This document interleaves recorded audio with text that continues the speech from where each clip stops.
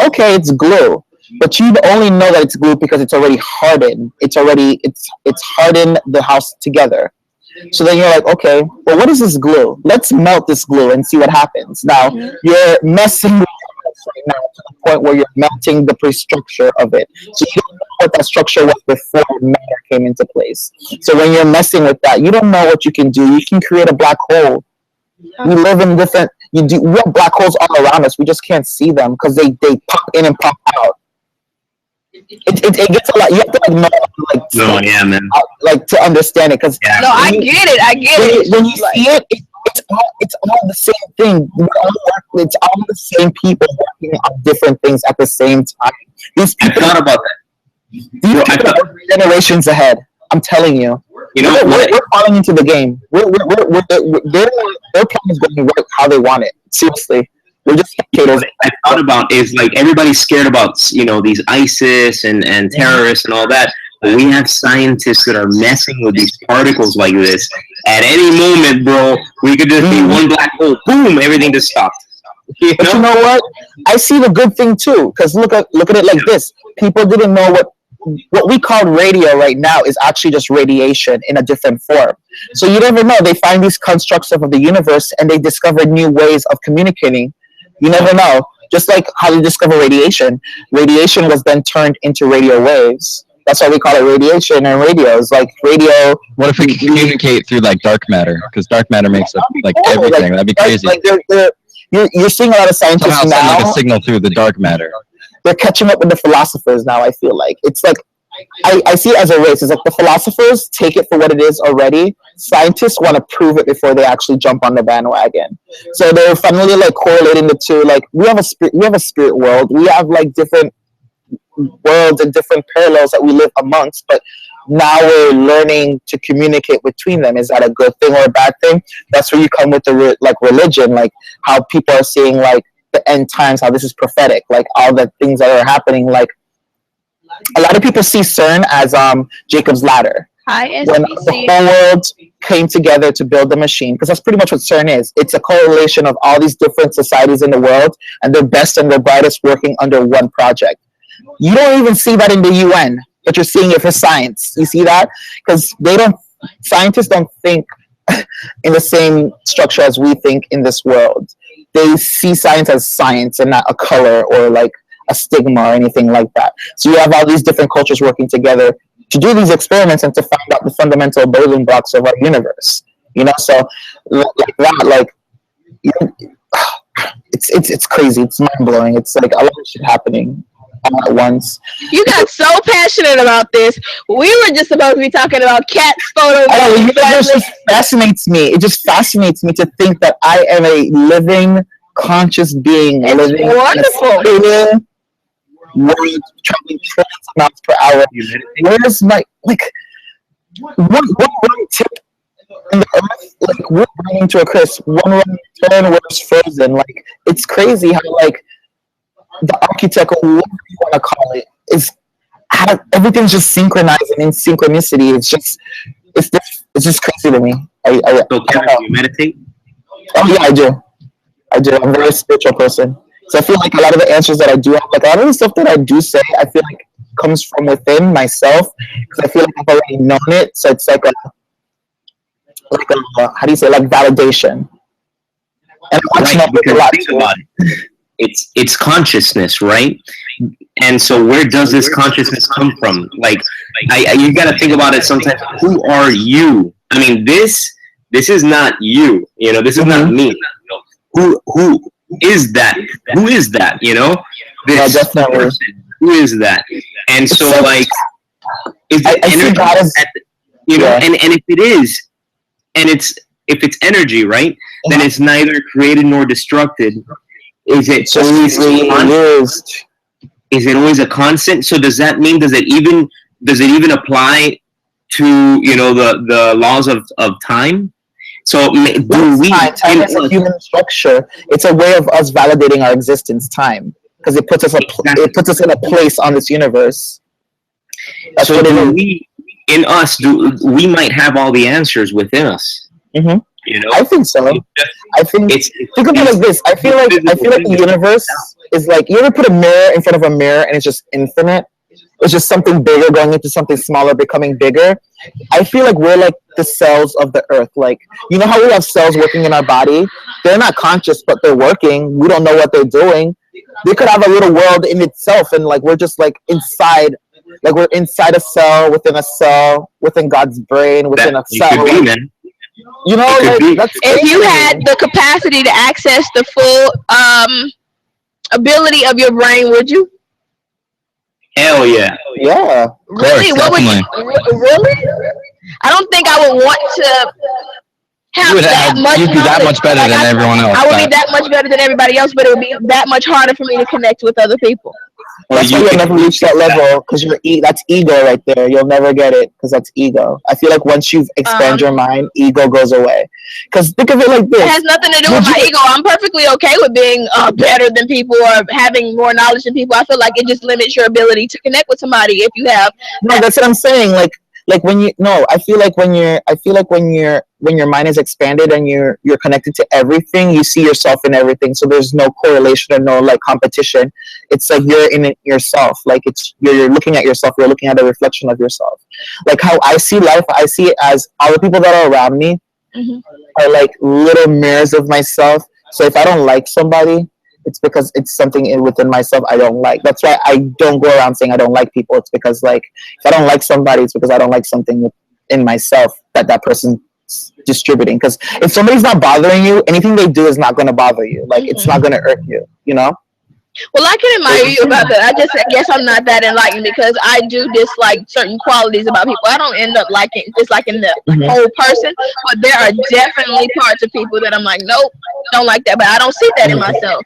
So maybe I need to get to a better place of enlightenment, but I definitely... Not even. It's more or less like... You're frozen. Frozen. Oh, his laptop died. He was so passionate. He'll be around though. He'll be around. He's like right behind us. He's right behind us. He's in the studio. Yeah, he's a cool guy sometimes. Come back over here. Just come sit next to me. I like what he's saying, though. I like what he's saying about, consciousness and everything. Yeah, he always has a different kind of perspective on things. You want to? Yeah, and I think a lot of it comes down to self-awareness, So, like, what he was saying is what's up, man? He can't hear you, actually. Yo, Raphael, we need to, like, meditate, bro. Like, we need to get these Miami people enlightened and just open their minds up to the real. You know what helped me though? You know what helped me reach all of this? Because you know who I was before? I was that Trump voter, man. I was that guy who would be like, let's go to war. Let's do this. I mean, I was that guy. I wouldn't be talking to you guys. Right now, I'd be looking at you guys thinking you guys are nuts. You know what helped me? Yep. Bro, look, your man in charge, like, he's just like, you know what helped me? What? Insta blazing. Yo. All right, Siobhan, we got switch. Where make a we go? I'm gonna go to the restroom. Yeah, I'm pulling out headphones. Actually, headphones set. It's fine. Switch. But we only got how many do we? Are all those holes filled?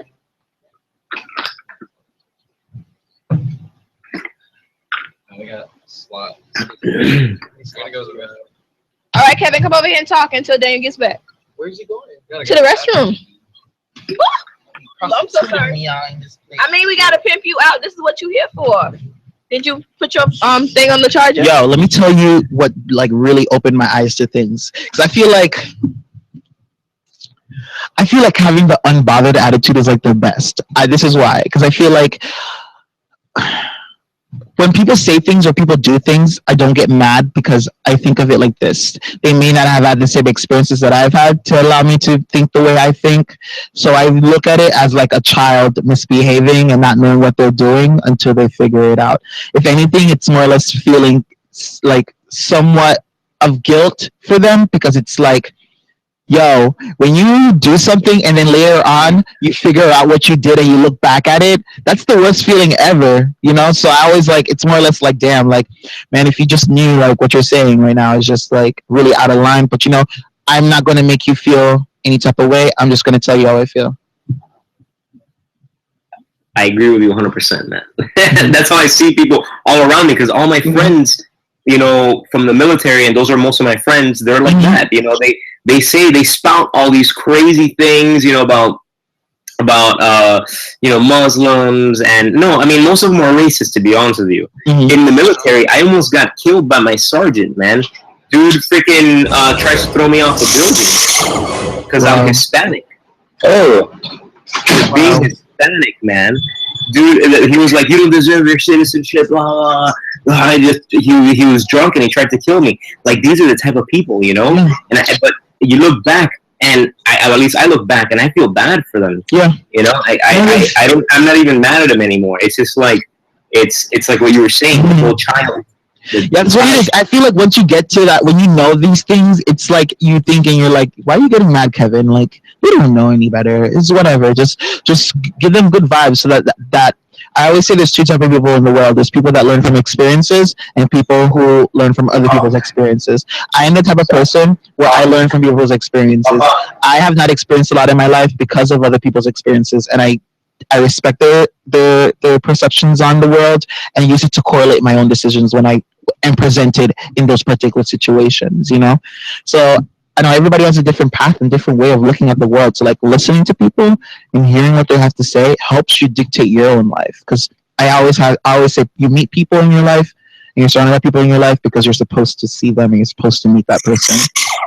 And that moves us perfectly into the next discussion, which is 913 people have been shot dead. But you were just saying your sergeant tried to shoot you. We need to talk about how many. Shoot him, throw him off the building. Or kill him, shoot him, kill him. Same thing. Freaking Simba his ass, like seriously, like. Did you just say Unfortunately, the difference is not big. Yeah, death is. This one seemed a little more like. Oh, it comes from Washington Post, actually. Okay. This infographic they have. You can choose a state. You can choose a state. You can choose type of weapon. You can choose a gender, race, age, and see how many people, like, what kind of different demographic you will get. I'm gonna post a huge male following on Twitter, though. What you talking about? On Twitter, our DINtv on Twitter has a huge male following. Like, okay. A lot of people who respond to us right there. But yeah, definitely. Raul, it was a pleasure speaking to you, man. Raphael, I'm sorry. Raphael. Raphael. Oh, no, that's a little Miami. You have to roll the R. Raphael. What'd you say? No, people call me Ralph. Yeah. Ralph. Okay. Yeah. Oh, look, don't get violent. We're just gonna walk away peacefully, right? He's a child. All right. All right, bro. See you later. No, he's coming back. I'm gonna come back. He's coming back. Enlighten Daniel. He's really like in the dark. Lord Jesus, help us all. I am not in the dark. I am very aware. More so than Kevin. And what this is like all I look at. I look at only like star stuff. I'm into all that sort of cosmetology. I mean, I took cosmology. Cosmology. The cosmos and stuff. Okay. Let me get comfortable over here. I mean, I took Chem 1, Chem 2, and I was doing nanotechnology for a degree, so I got to experience working with atoms and everything like that, molecular scale, and it's pretty crazy because, I mean, you just manipulate those bases and you can change anything. Is that your passion? To be honest, yeah, I could see myself going back to school to continue my degree. Oh, yeah. Your passion. My passion? I mean, to be honest, my real passion is, to be honest, I want to obtain as much like first-hand knowledge as possible throughout my lifetime. It doesn't matter what it is, anything really. I just want to kind of be like an encyclopedia of everything. I want to experience everything. Not hear about it. I want to kind of like know what it's like to actually exactly. I have like some sort of actual opinion about it instead of just like basing it off of, well, I saw that this happened, so I guess I'll say it's bad. Instead of like actually maybe knowing. Wisdom, yes, exactly. He's already I feel like he's lived more life than any normal 20-year-old has. I have. I really do think I have. I mean, last year I was living in California at 19 by myself for about 4 months. I like worked 2 jobs and $500 of rent, and I was still sharing like a room with 3 other people, and like there were 4 other people there. I mean, it was nuts. I mean, it opened up my mind to be like, all right, I don't just want to work 2 jobs my whole life. I want to kind of explore a bit of everything. That's like so boring. I hate just like repetitive like sort of things over and over again. You know, that's why this is a cool job, because you're always getting the latest. It's not the same topic every day you're talking about. Like, all right, well, we got sports today. What's going on with sports? Nothing really happened today. This is exactly a map where all the shootings occur, like geographically. I pulled up a map, and there was a shooting like 0.18 miles away from us, where we are. Oh, really? Really? Actually, this area, the North Miami area, it's not calm. Definitely, no. You saying it's not calm, as in there have been a lot of shootings around here? Not a lot, but the crime level like average. So yeah, not too high, but not too like closer to the ocean. Raphael, check out this this link, and you can type in your zip code and see how close someone has been shot nearby. Like where you live. So 58 people have been shot in Florida. Here, look, so I allow it for locating our area. Locate. Guys, I want to ask you, how do you think this, like, okay, let's say like this hype, again, it's not hype, like buzz around these shootings. It obviously has some reasons, because just shooting happened. Okay, but at the same time, might be some kind of preparedness for the public opinion to be prepared for maybe for some executive action before Obama will leave office. Maybe he'll issue something like. Can you guys hear me? That's like the ultimate conspiracy theory. It's like fixing a. Yes. It's just my guess, nothing else. You gotta remove the cavity, and then also if you keep doing the same thing over, you're just gonna get more cavities, and you just gotta put more bands on. You gotta get to the root cause, and you gotta stop the root cause. What is he trying to talk about?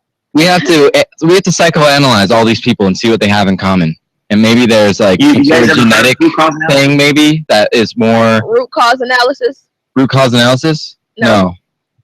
Okay. It's like a board game to me. It's more or less like, okay, so how do I get a disgruntled person who's willing to shoot people? Okay, so a lot of our mental development is done at a younger age. So let's take some funding out of the elementary schools. All right, less funding means less paid teachers. Okay, less paid teachers are mostly the teachers that just need a job, so they're just gonna daycare it. All right, so you have a poor educational system. All right, so what does that in turn? The child's parents had the same type of situation, and now they're in their chaotic situation, which then impresses the child, which grows up to then resent the situation that he's in.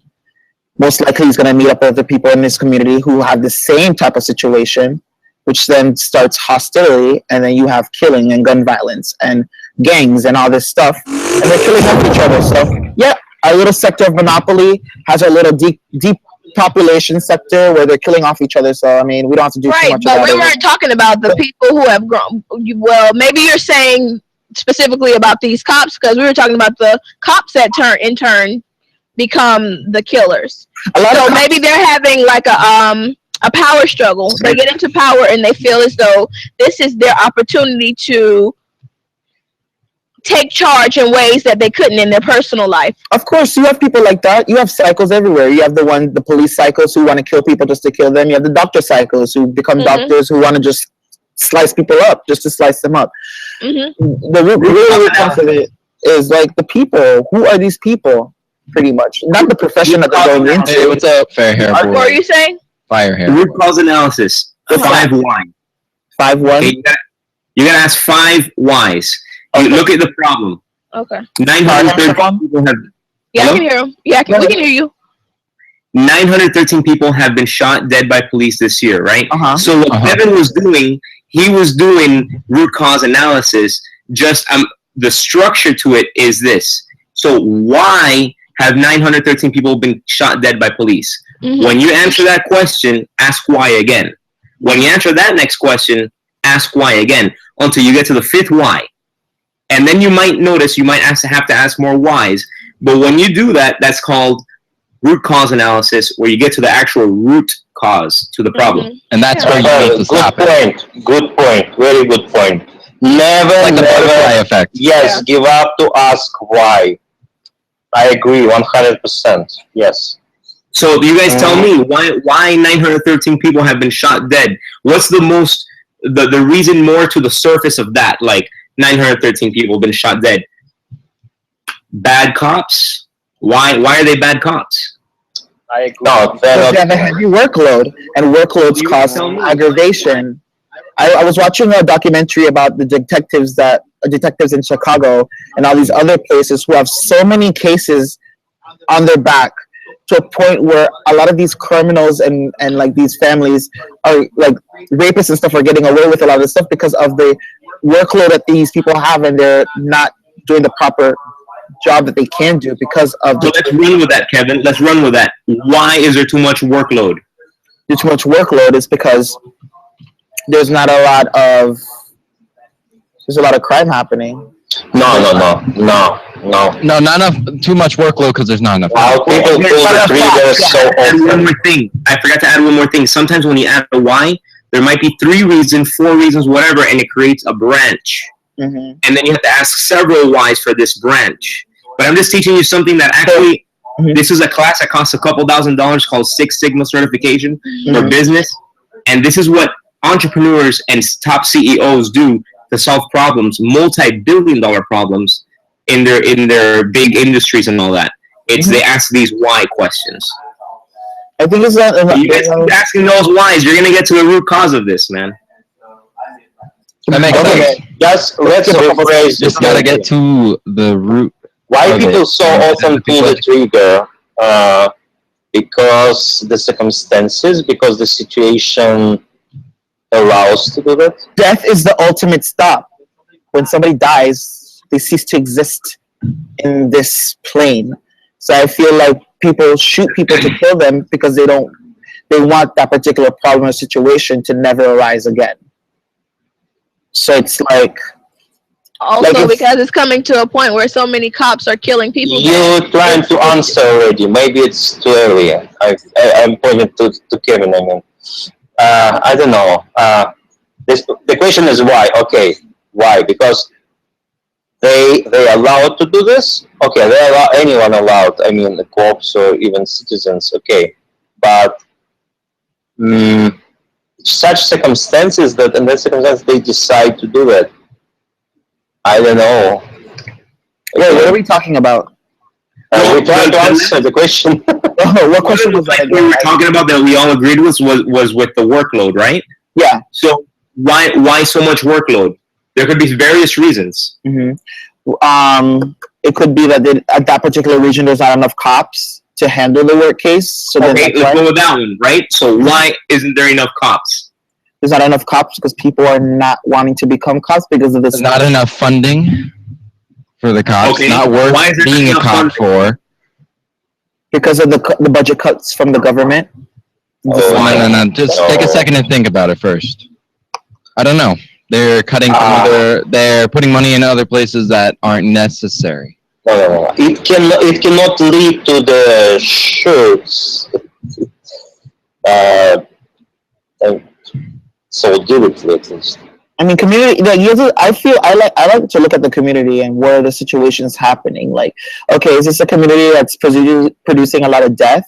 Because I mean, the number one problem that we have in this world right now is overpopulation. We have too many people living in this earth right now. So you have to think of it like this: the government knows this. They know this stuff. So they try and set ways to try to depopulate the world. Why don't we just have one big purge? How about that? Government, it's not something like the scholars. It's just the same people as we are. You know.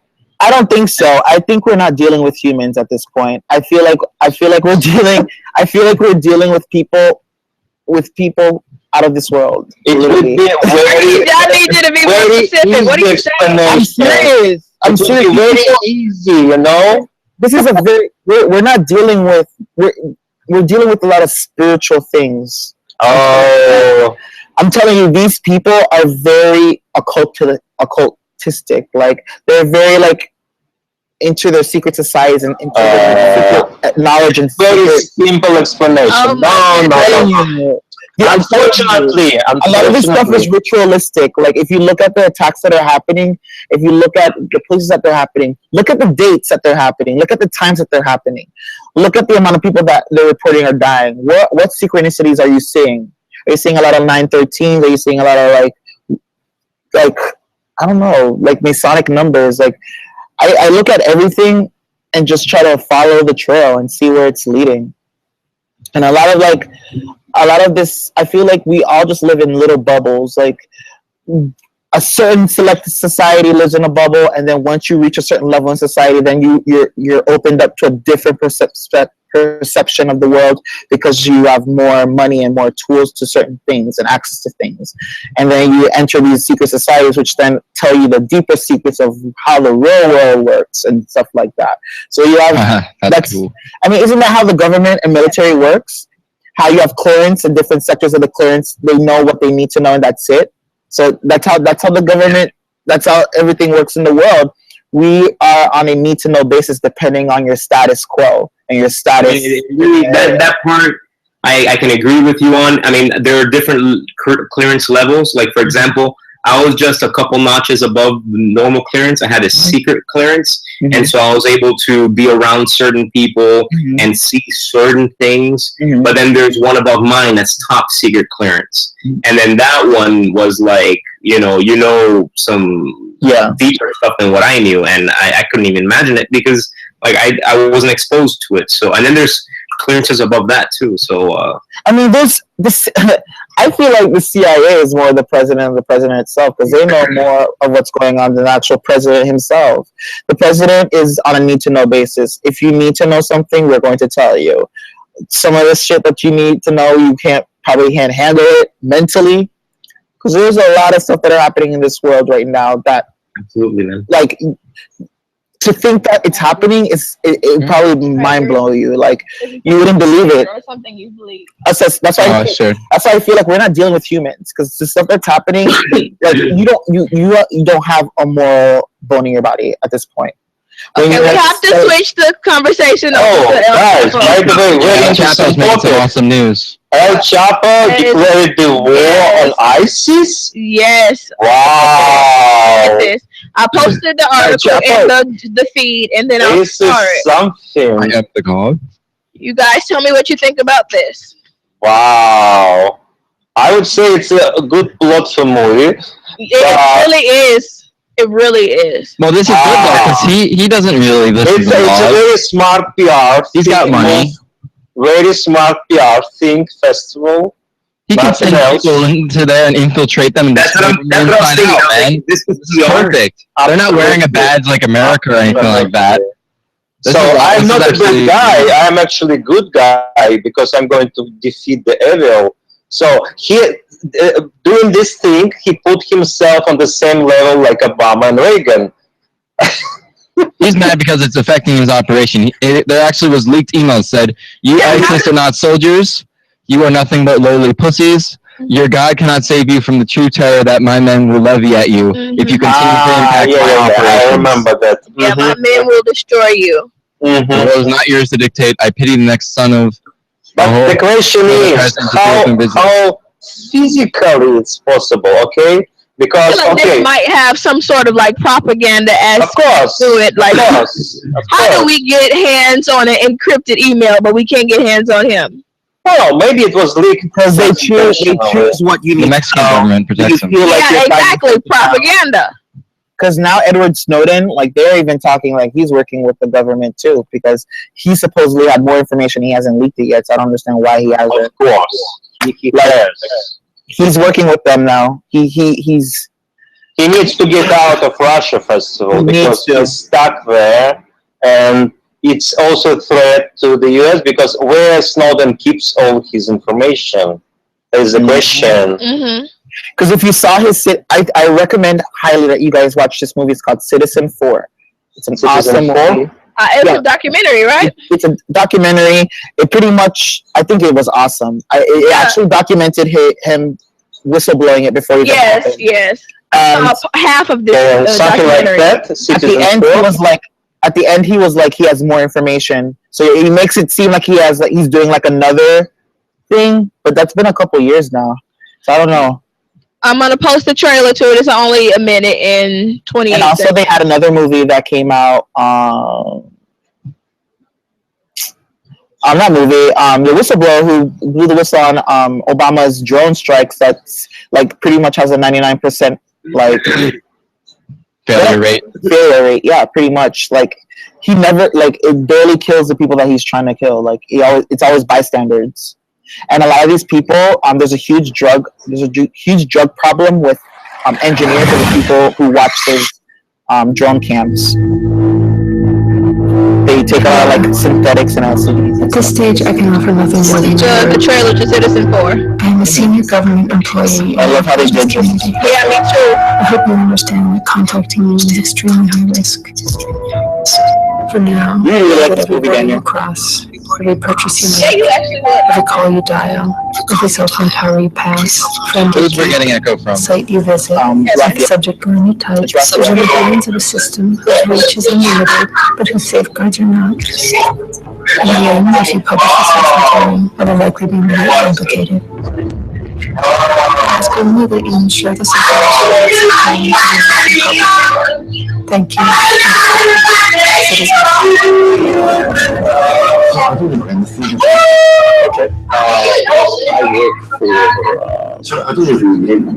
Sorry, my name is Edward Snowden. I go by Ed. Edward Joseph Snowden is the full name.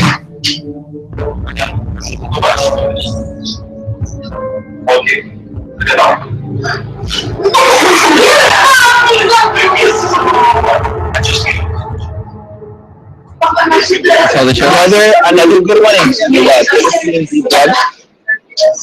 No. That is another good one too. It talks about the founder of Reddit, so like why he started it, and also it talks about like the dark web, and the drug trade that happens there, and how people buy illegal drugs like coke and heroin over the web and get it mailed to them, like it's like buying from Amazon. So yeah, it's really cool documentary. Gets you to know like what's really going on in the cyber world, I guess. So do you believe that El Chapo actually sent an email to the leader of ISIS or some people to ISIS, or do you think this is like... I don't think he's stupid enough to do that. I think that's just propaganda they're trying to build up. I just think it's a little distraction. Let's look and see what Obama's doing today. Like, what is he up to?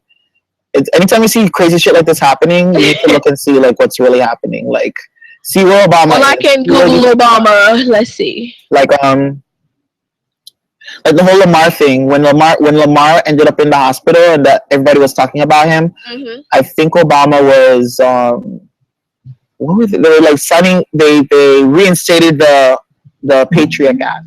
I think they renewed. Well, right now, what's happening with Obama is he's signing education law rewrite, shifting power to states, calls it a Christmas miracle. I'm gonna read the caption underneath it. Lord, I'm not reading all of that. Okay, President Barack Obama, flanked by Senate Health, Education, Labor, and Pensions Committee Chairman Senator Lamar Alexander, R10 left, yada, yada, yada, yada, smiles after signing the Every Student Succeeds Act, a major education law setting U.S. public schools on a new course of accountability. The law will change the way teachers are evaluated and how the poorest performing schools are pushed to improve. This is perfect for Florida. Oh, the schooling in Florida is horrible. Yes, I know. Now, like, it's horrible. It's this bunch of young teachers who just think these kids are like their friends, and they talk to these kids like they're friends. Like, it's crazy. My sister comes home and tells me all these stuff that her teacher says, and I'm just like, how are you talking to kids like this? Well, what kind of education did you have? This wasn't the same kind of casual kind of teacher-student interaction? No, because I think the internet has allowed kids to grow up a lot more faster and have a lot more confidence a lot earlier. I think kids nowadays are very bold. They stand up to authority like it's nothing. Okay, and I feel like back in our job of the teacher to regulate these things. Well, when you're dealing with teachers who are like in our generation now, because you think about it, teachers are around 24, 25, 26, like around that age range. So they're pretty much like pre-millennials, like around that age. So they think like the Snapchat generation. So it's like, I want to be the cool teacher. Like, I'm going to like talk to all the kids like I'm the cool teacher. That's how it gets. Raphael, are you scared for education-wise for your child? Hold on, wait. I think you're muted. Is he muted somewhere? Daniel, did you mute? Is he? Yeah, I am. Yeah, he has background noise. What were you saying, Raphael? We can hear you. Hey. Okay, we can hear you. We can hear you. Start. Okay. No, yeah, I was. Thank you. Look, I don't know, man. Education right now, I just don't see it going in a good place. I say homeschool him. There are these big companies like McGraw-Hill and Pearson. You know, they're putting what they feel is right, and the people owning these companies, and these are privately owned companies. So whoever buys these companies can manipulate whatever's in those books, and if they're allowed to do so, then what information are we giving those kids? Is it the information they want them to know, or is it the information that's important for them to know? And so, you know what I learned? Winston Churchill once said, "History is written by the victors." And if you think about that, of course, because you paint it how you want your victory to have been like. That's deep. So yeah, if you won, then you can say whatever, you know, about history, and who's going to question that?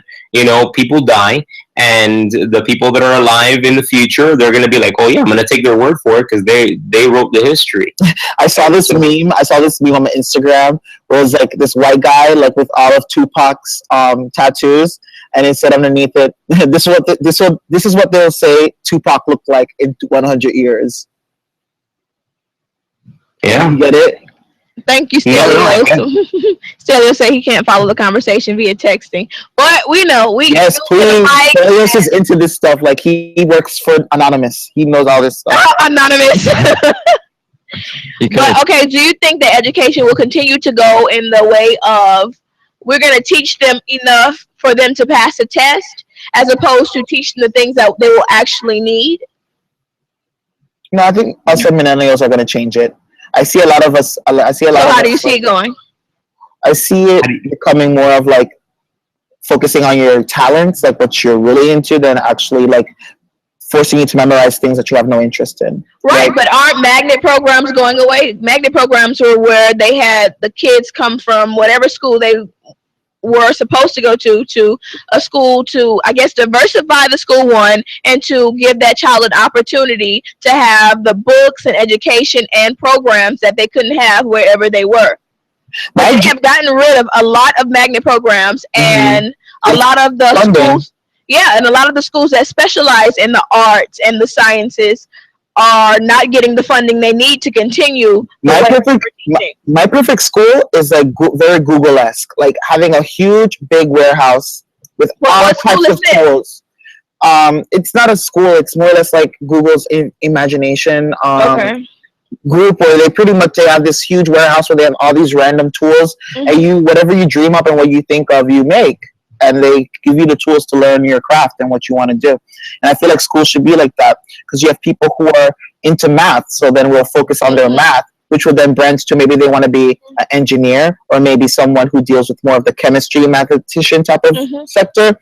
So it's just knowing the kids' interests and allowing them to harvest it. At certain points, I wish that I was pushed more to enjoy science and math, because that's where all of the scholarships, STEM jobs, all the scholarships that I wanted.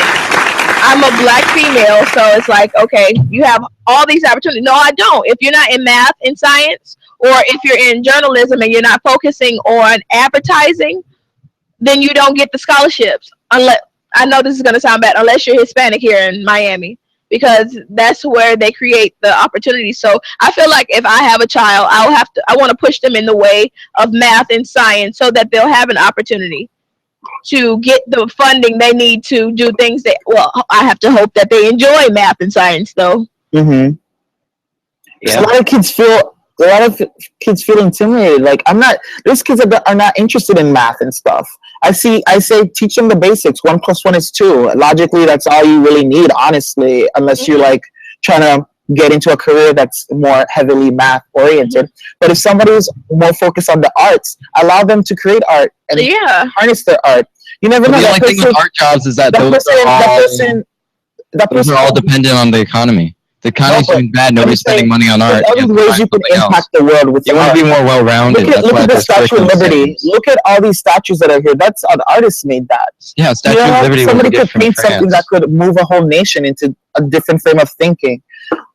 Money, like, even though in this particular society it was really great talking to you guys. Thanks for coming on. Yeah, we're on every day at the same time, so come through anytime, bro. All right.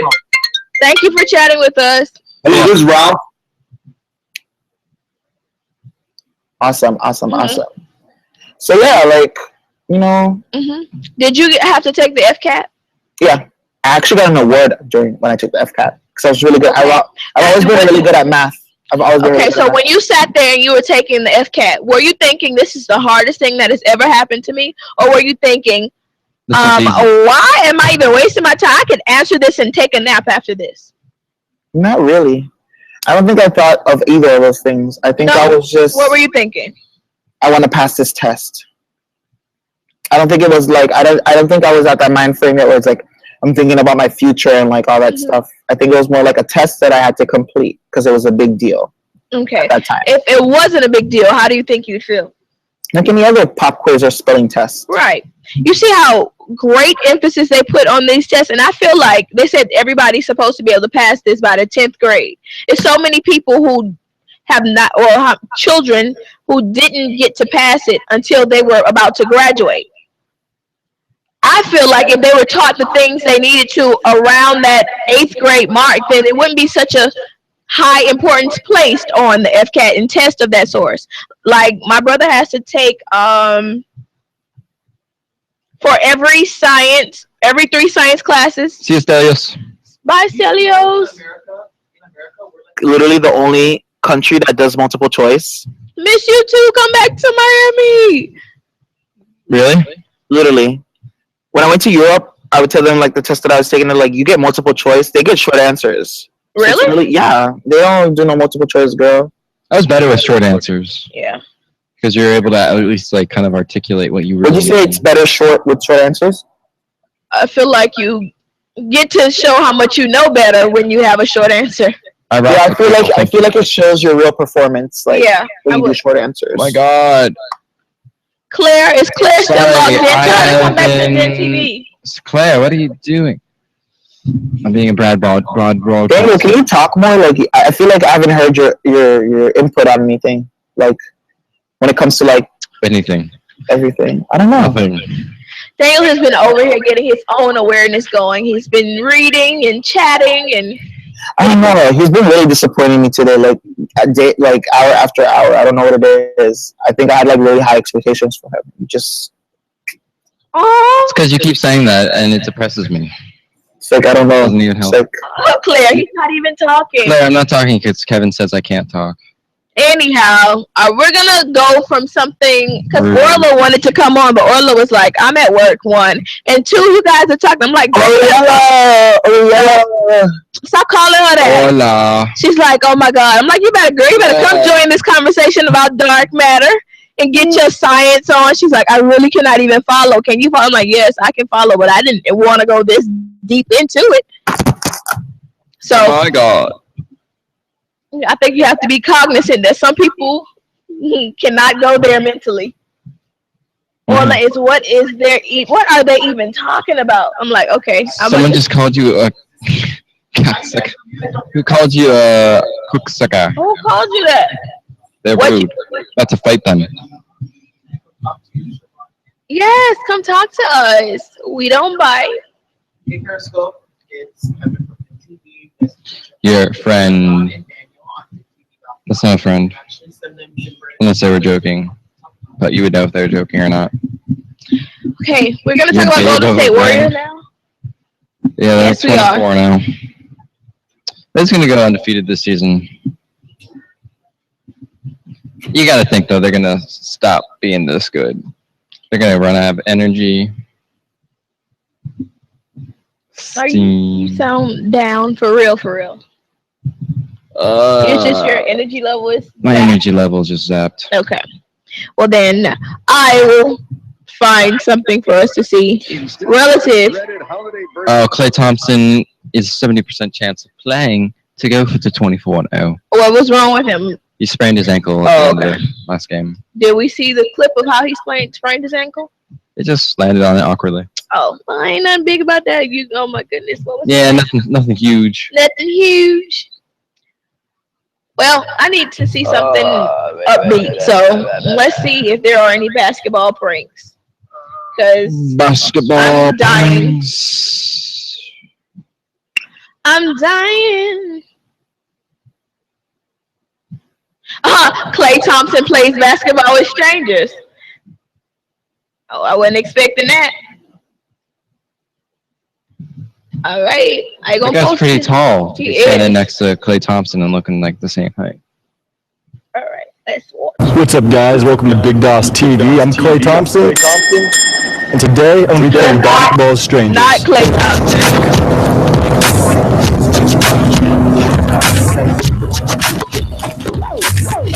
Oh, come on! Let's go, baby! Joking! Can't be mad about that.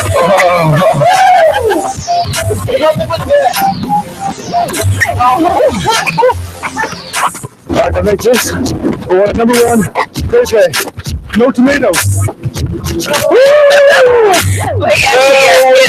I got a game today, bro. No defense. Oh, she's fierce. She's fierce. She's throwing balls. Let's go, baby.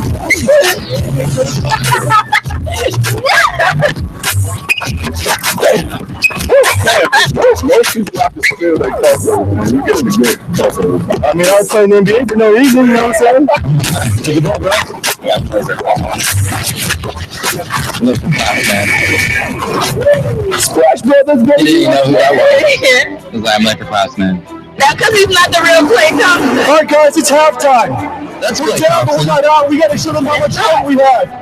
It said in the beginning that it wasn't. Success. Oh, wasn't We it? can't tell them Oh, about yeah. success. We got hands in our pockets. Now let's go out there and do this. Let's go out there and do this.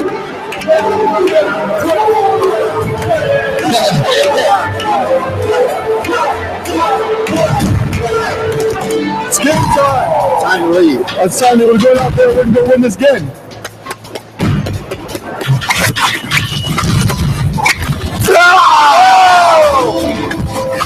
It's harassment.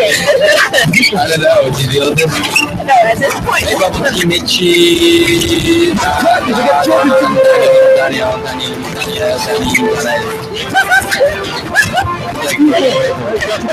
this is definitely Man. Whoa! Let's go, son! It comes out of your own ball! Woo!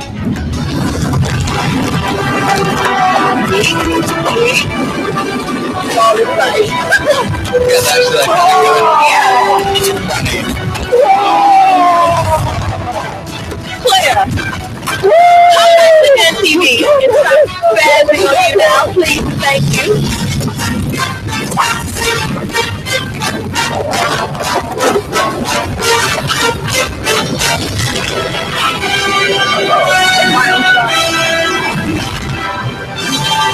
That's really nice. Klay Thompson.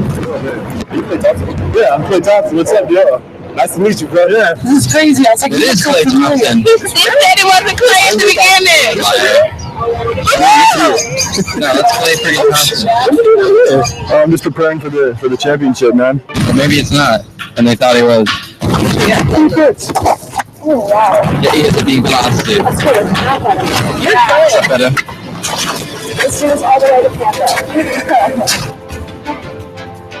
That is not Klay Thompson. That nose is totally different. That guy had a beak. So you're saying this actually isn't Klay Thompson? That's not. That's Klay. That's not this guy. That's not that guy.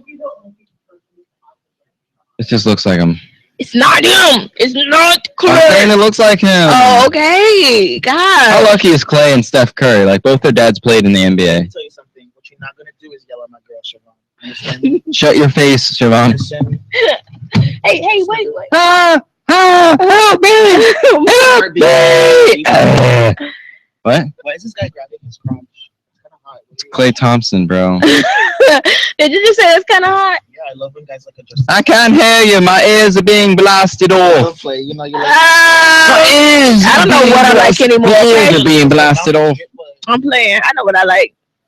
I'll tell you what I like. You trying it? What is up, guys? Welcome to Big DOS TV. This is basketball pranks. Hell no.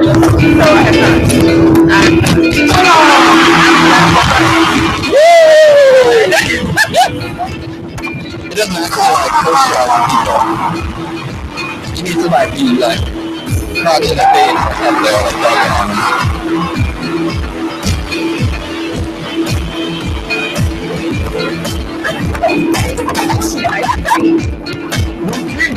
No, dude. This is the way I pick up chicks as you do this.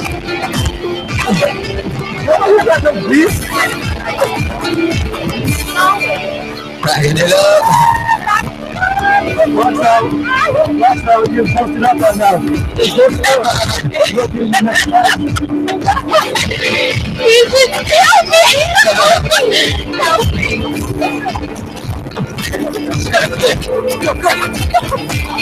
Oh my God, no, I want to watch this. Turn down for a while. Here in the media, this is the one I want to see. The basketball with poop on it. Gracias. They nodder. Because you didn't want to say to me. Hi, people on people, or people on people. People on Periscope and Meerkat, come over and chat with us at DINtv.com. All right, watch this prank.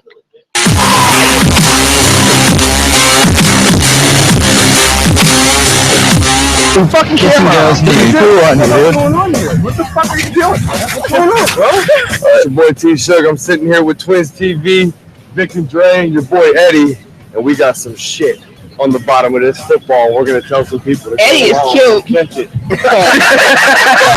Just wait till you tell her like that. That's disrespectful.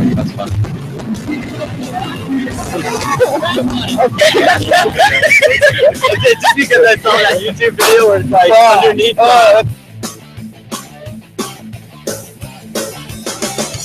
What was it? It's just a challenge, bro. That's how you That's your initial reaction to smell it? Yeah. That makes sense.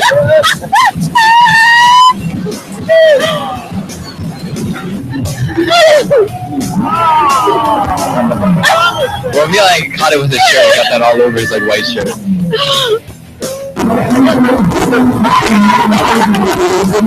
It's all in his hair now.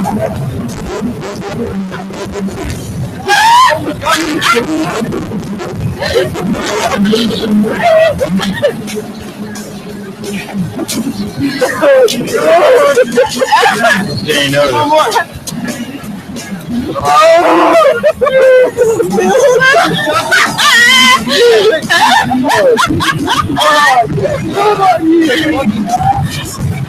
You went on the first time?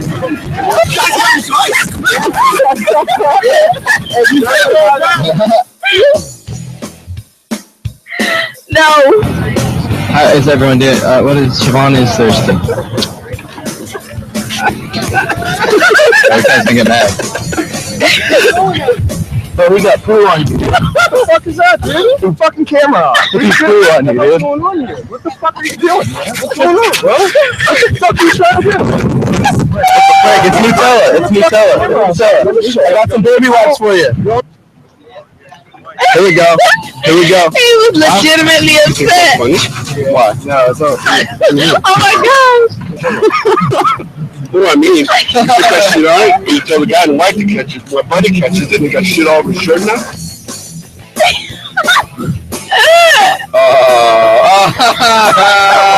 That's funny. I got fucking 12 people that watched you do it. No way. We got people here that said they didn't do it. Come here, fucking asshole. Hey, how's it going? It's all good. It's part of a prank show. It's all good. I hope I'm on fucking YouTube, right? That's the thing that makes it better. At least I'm on YouTube. Hope I'm fucking YouTube, right? Oh my goodness, what else is trending? There's a Golden State. Warriors.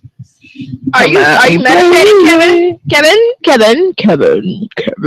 Are you Same John. Same John? Do you want to move to DIN3 so we can see what that even is? What is it? What is that? What is Governor.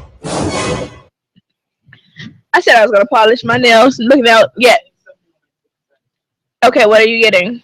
You only have 5 senses. Sorry. What are you getting?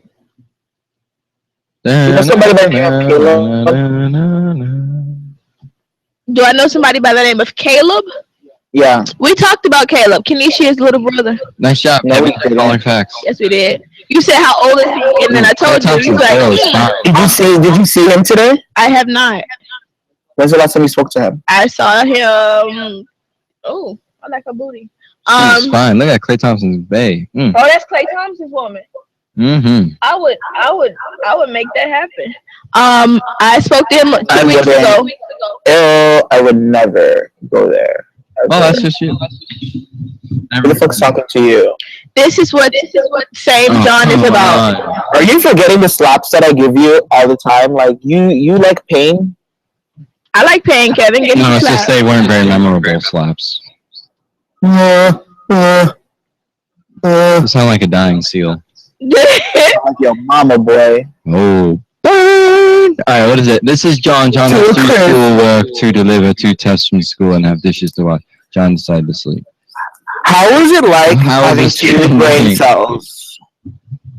What's it like being Daniel? If I had 2 brain cells, I wouldn't be able to understand what you just said. What? Get your facts right. You have 2 brain cells. Oh, you post You got that 2 something picture. 9. Post that picture. What are you guys looking at? Kevin, you would talk to her. She'd be one of your spirit animals. Yeah, she could be my spirit animal. Then I don't want to be that spirit animal at all. Good. Stay the fuck away. Calm down. All right, let me go. Well, why I look so light skinned today? What the fuck's going on today? Is this lighting? Your or forehead something? is just very reflective. Are you gonna play it? So is yours. Put it down. Mike, hold on a minute. Have you looked in the camera? Captain Video. He is our resident Captain America. He gives us the inside facts of politics. Right, Captain Video? Yeah, okay, Kevin. Thanks for the kudos, but that's a little exaggerated. I'm actually on a phone call right now. Let me get back to you. I'm going to go off for a minute. I just wanted to see if we were live on the air. Yeah, okay, no problem. We'll be here. Okay. All right. What a great fella. Hello. Go ahead and mute him, hello? Okay.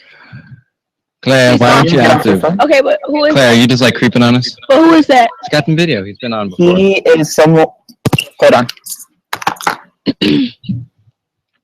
It's Captain. Got it. All right.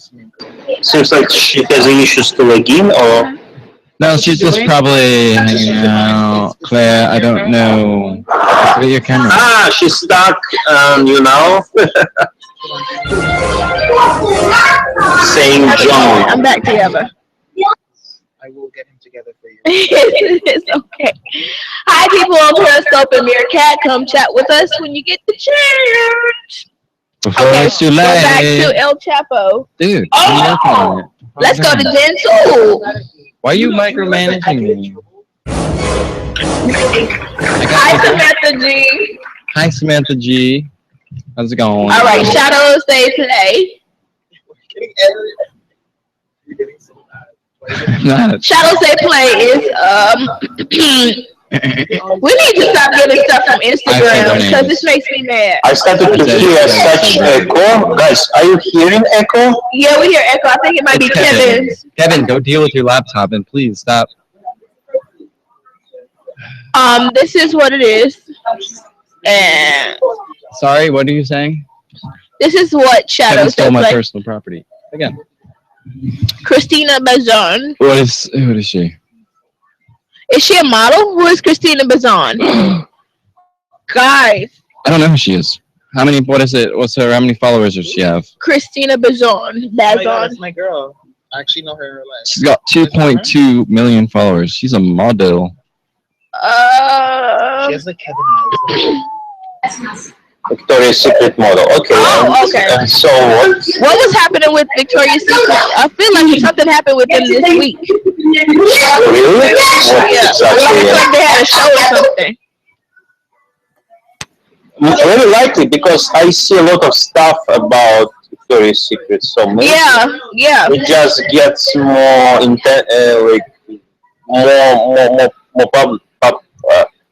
how to say it? Publicity. More publicity, yeah. So very much this related. Hello, Captain. Hello. Hi, everybody. How are you? Yes. Fine. How are you? We are very much so alive.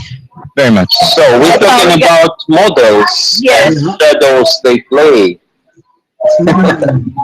Yeah, So is she an angel then? I believe she was an angel. I'm trying to see. But she isn't. If you had the opportunity to sit front row at a Victoria's Secret that's a yes. fashion show, no, but you had to give up something you really like. What would I say, guys, let me ask you: do you really believe that modeling is a hard job? It's a tough job. Yes, I feel like it is. It's very as models like to describe their job. It's very tough. Can you unmute Kevin? He's unmuted. Guys, he's giving you a loaded question. He knows very well what the answer is. Modeling is hard. You have to realize these people have to be in front of a camera. You know what it is to like be looking perfect and trying to get the photographer to like try to interpret the photographer's idea into something that's usable so that they use you again. And then like traveling, like models don't live like some glamorous life. Like a lot of them live in like group houses and stuff all together. When they're traveling for like runway shows and stuff, they're not staying at like luxury hotels. They're staying at like hostels and like different places because they're models. Yeah, once you're not in like it depends on what model you are. Depends on the degree. I'm talking about, you know, Luca, he's a pretty recent, really big model. He's almost like superstar status right now, and he stays at hostels and stuff when his agency sends them out for go-sees in different countries and stuff. So I think it's mostly the girls supermodels that have the most luxurious life. But even so, they certainly make more money. Yeah, and then you're always in the limelight, so you have to make sure that everything you do is good in representation of your agency and yourself. Like, oh, listen, there is a Photoshop. If you even did something not good, myself, like it's hard. It's really hard. Kevin, you're a model now? I've been a model, sweetie. Step up. He's trying to get me together, but I'm not even gonna play into Kevin's little trap. No trap. But so here's in the trap. I'm gonna post a video. It's called "How Hard Do Victoria's Secret Models Train?" To like look at this. You're muted. My mouth. We're getting bad background noise from you, Kevin. Sure. Let's see if you get any clarity from this video. You guys don't hear me? Well, I'm using this. Man, I read a ballet beautiful to see. Did you post like embedded or a link? No, it's a link. Is it playing for you? No, I don't see anything. You don't see it? It was playing for us. Okay, I'm gonna clear it. Yes, please clear and try to share this maybe. Oh, one more time. Just make sure that it's a regular URL or... Put in the DINtv. Okay, now it's here. Yeah, it plays. Now But not all like roommates strive to get their amazing bodies, and I'm gonna try out one of the workouts. Captain video. Yes. Captain video. You know what you're modeling right now. Really long legs. Modeling right But also now. because she's a Victoria's Secret I felt like it was. Can you see the video, Captain Video? Yes, I can. Abs, Okay. lots of abs. Okay, yeah. How hard will it be? We're on our way to Ballet Beautiful to see how Victoria's Secret models like Renee Strive get their amazing bodies. And I'm going to try out one of the Actually, I agree. It's a lot of diet, a lot of it's a little limitations and food. Yes, Rami had really long legs. But also because she's a Victoria's Secret model. She's the creme de la creme. I felt like it was a great workout. We did arms, abs, lots of abs, and lots of but legs. don't mind The workout entailed smaller movements, but many more reps than it makes to I will do everything just with a big laugh.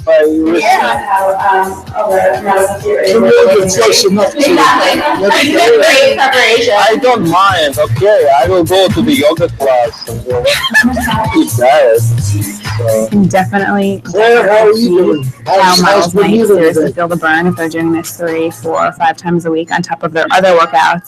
I did this morning from She's right in the the like to mix some workout where I sweat and a workout where I like amazing, so you can talk. Oh, okay. They're really professional athletes. I try to start the day with like a big bowl with a sore throat or something? seeds or yogurt, a little spoon of almond butter. I always say No, she's just supposed to be doing homework. And try to eat a lot of vegetables with some protein like chicken or fish. But feel better when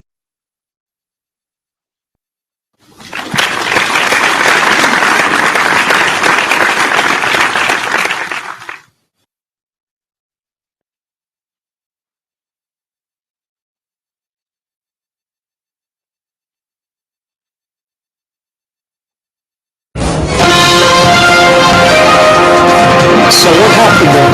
we're on our way to Ballet Beautiful to see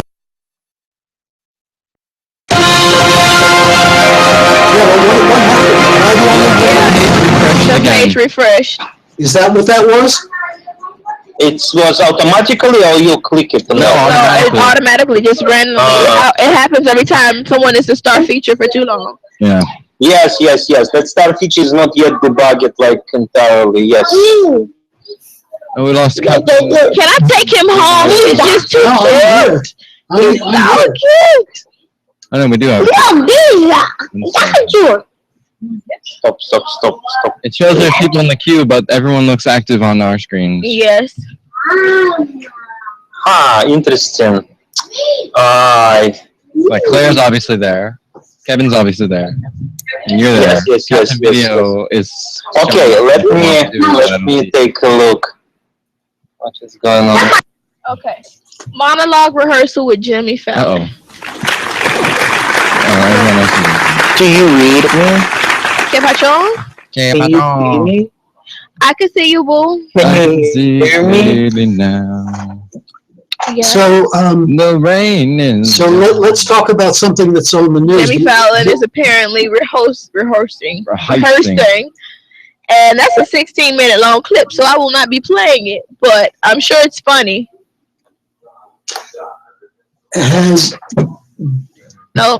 Getting back to some of the news. Do you think you could do it? Just like memorize a whole script in like one day? Not in one day. I've done it in 2. Can you guys hear me? Yes.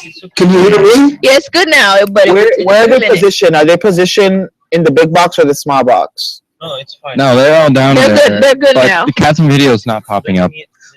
Okay. Oh, on my screen it looks like I'm on the big box. Yeah, I'm in the big box too, and you guys are in the small box. Daniel and Siobhan. All right, and now. Now we are in the big box. Yeah, we're in the big box. Can you hear Captain Video? We hear you loud and clear, Roger. Hello, Alina. Where do you see Alina? She's right there. I can't see. I'm too. Okay, hey there. Giving me model face. Model. Would you have worked for Victoria's Secret if you had the opportunity? Yes, I would. She would. Besides all the parties that she'd get to go to and the people she'd meet. Life isn't all about parties, Kevin. I have no tits. You don't need it. Though. I mean, most of them don't like. You're telling me like you don't need it. But, now look at Victoria's Secret magazine. Kirill was saying he doesn't know whether modeling is a real hard job. Do you think it's a hard job to have as a model? If people consider it as a job, but not as a way to find a husband or a boyfriend, yes, it's a hard job because you have to. It's very competitive. Exactly. Mm-hmm. Very competitive, especially now, especially when all the social media are there. Yeah. Like they have like social media models like myself that are just taking over the game. They have to attend like 10, 15 castings every single day. Mm-hmm. And hope that they can at least land one. Yeah, and they will be happy. And if you're not like top model, you're not people. It's like one photo shoot that you spend the whole day that you got like you might get like $100 for the whole day of work. Unless you are a very famous model. Yeah, but it takes forever to become famous. And you're going to be, when you first start, you're test modeling. Exactly. You're hoping that photographers want to take pictures of you. Exactly. You have to have something special. You have to be more than like a coat hanger. That's what my mom equates all models with. She's like, you're basically a hanger for the brand. You come there with your body intact, bare-faced, and you get the job. I'm like, no, it's not that serious. I mean, that's not that simple. You have to have some kind of look that the agency or whoever it is that you're auditioning for wants. I think a lot. It depends on how lucky you are as well. I don't know. You gotta have the right people. You gotta know the right people. You have to have the right genetics. When you about to be in the right place at the right time. And it's a hard job, so you have to promote yourself. This is hard. This is really hard. Kevin says he's a model. Oh, you're a model. Kevin. Javon, I'm really impressed. Like, girl, do you? Are you well paid model? Are you a big model, Kevin? Are you well paid? I'm like literally a big deal on Instagram. Like, I'm sorry, I wasn't supposed to laugh that hard. It's funny, I know. Oh my goodness. Everyone's got to know. People are just more delusional. It's 324 followers that he's coming in. I'm happy with that. I don't want that in people's faces. He literally like tells me every single day how many followers he's got. Because you ask. Lie! You're such a liar! You're such a liar! Kevin, don't even need it. Oh my goodness. Let's see if we can find a shorter version of Jimmy Fallon monologuing. Who do you think is the superest model that you know, like that you like look up to? I like this Russian model. Oh God, what's her name? She was married with England. What's her name? You know. I'm gonna Google. He's Russian? She's from Russia, and she went to, I believe, to. They have. What's her name? Blonde. What she has about the same color as I do. Russian model, very famous Russian model. Anna Kournikova? No, she's not model. No, but she's in tennis player. I know she's a tennis player, but she's in the list of the models here. And then we can say that Sharapova is a model, but she's not a model. She's a tennis player. This is true. I'm talking about top modeling. About oh my God! Look at this little girl. Alina Shishkova. I love. Oh my goodness, this little girl. Bajanova. Oh my God, Google Bajanova. She has very like pure Very. It's a baby face. Oh my She has a goodness. baby face, wow. right? Look at How old is she? She's beautiful. How old is she? Let me look it up. Montana. Bajanova? But yeah, she has very. Christina Piminova. Pimenova? I don't know who she She's is. 9 years old and she was born December 27th. Well, she's almost 10. But if Oh my God! It's I have two boys, but if I had a girl, I would never ever put her in the model business. Oh no! Wait, why? I would never do that. It's spoil a girl, and plus I don't want like men to look at my 9 years old girl. I don't want to do. I mean, what kind of mom will put them in the model business? I don't know. Kris Jenner. But There you go. Google Bajanova. Google Yeah, her. I'm looking her up now. And she went to Paris and because she wanted to be a model, and she lied about her height because she was tall. She wasn't tall enough, and she lied about her height. And when your mom would call her and ask like how you are, and she said, I barely can survive because I don't have enough money for food. And she would ask her to come back to Russia, and she said, no, it's better for me to be hungry in Paris than to be like full in Russia. And then she made a career of model. She became to be a supermodel. Oh Hey, my everyone, gosh! you know. Look at this Barbie. I can't. All they're showing is pictures of Isabelle Fontana. Oh, let me Fontana. no, her name is, let me find her. Barbie. Bajanova. Natalie Bajanova. Okay. Natalie Bajanova. Okay, I got Vadia Nova. Natalia Vadia Nova. she's Oh, she's gorgeous. Oh my goodness. She's giving me like the Brooke Shields eyebrows. she has very like pure outlook. She's I love her eyes. This is Natalia which one? Vadia Nova. Put the picture. Yeah, I'm pasting it. Yeah.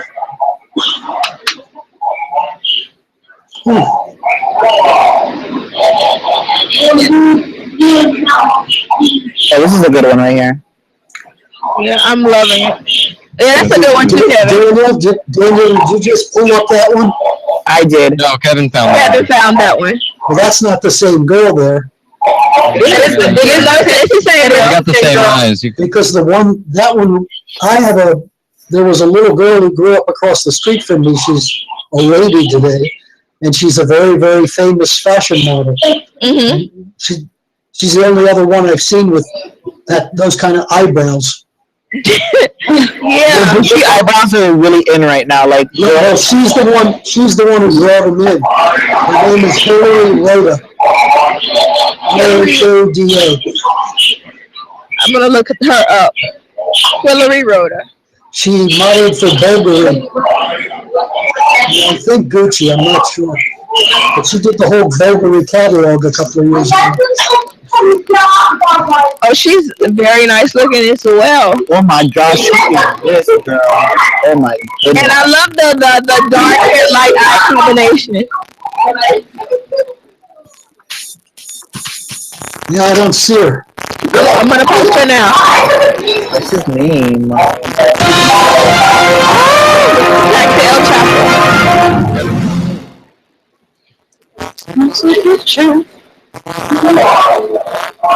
Kevin. Post your picture.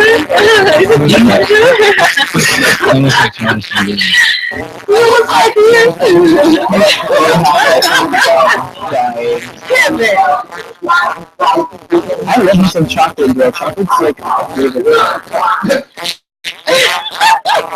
What I like to do sometimes, I like to try to solve the just like pure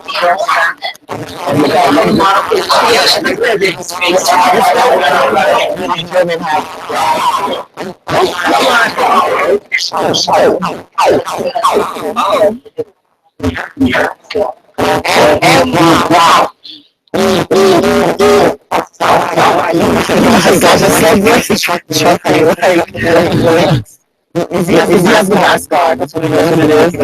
Yeah, it has to be the mask.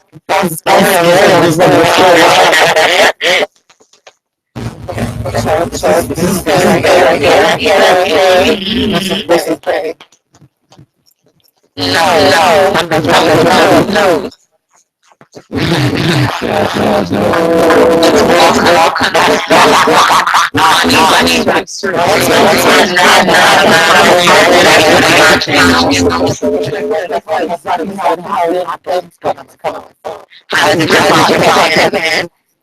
I can't wait. Just saying.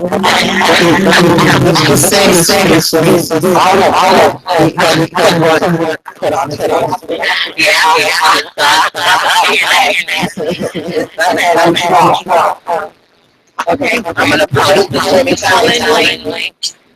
So you guys can watch all the next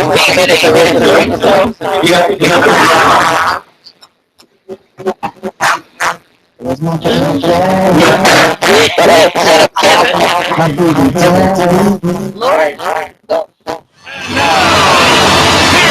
Oh my God, this guy. He's okay. I don't like how he's shaking.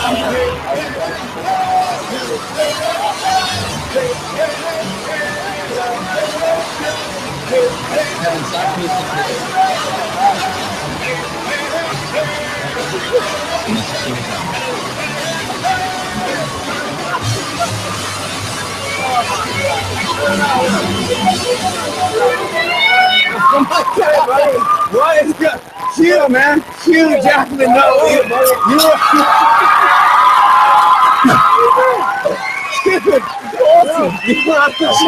You were on the show last night. Yeah. You said come. You told me never invited Aussie to stay with you. You invited me last night. I did, and I made a mistake. And where you been all day? Was I too loud? You have to leave. You have to leave. You have to leave, please. Yeah, great to see you. It's Hugh Jackman, everybody. You gotta get out. Yeah. That is the best thing ever. Get out of here! I'm gonna stay at another mate's place tonight. Yeah, go stay at a different mate's place. So yeah, bye. Who keeps deleting the pictures? Yeah. Take care. Thank you, Jackman. I can't believe it. Moderators. Here, Kevin. It's back for you. Thanks. Jimmy, I got your Here's Jackman. Did you see the picture, Kevin? Thank you very much. Before Daniel posted it. I mean, deleted it. Unbelievable. Let's just give us some attention. Clearly sad about it. Thank you for getting in there. What is going on? That is great. Yeah, unbelievable. Unbelievable. Thank you.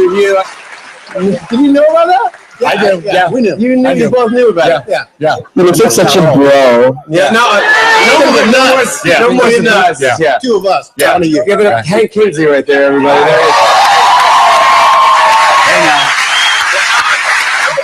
Can you get I love. Look how you froze it perfectly. Thank you very much. I appreciate that. Very good. Kevin, this is Bay, Kevin. Kevin doesn't get to Kevin, you're supposed to be looking at Bay in the. Why'd you do that? I'm just kidding. Go ahead.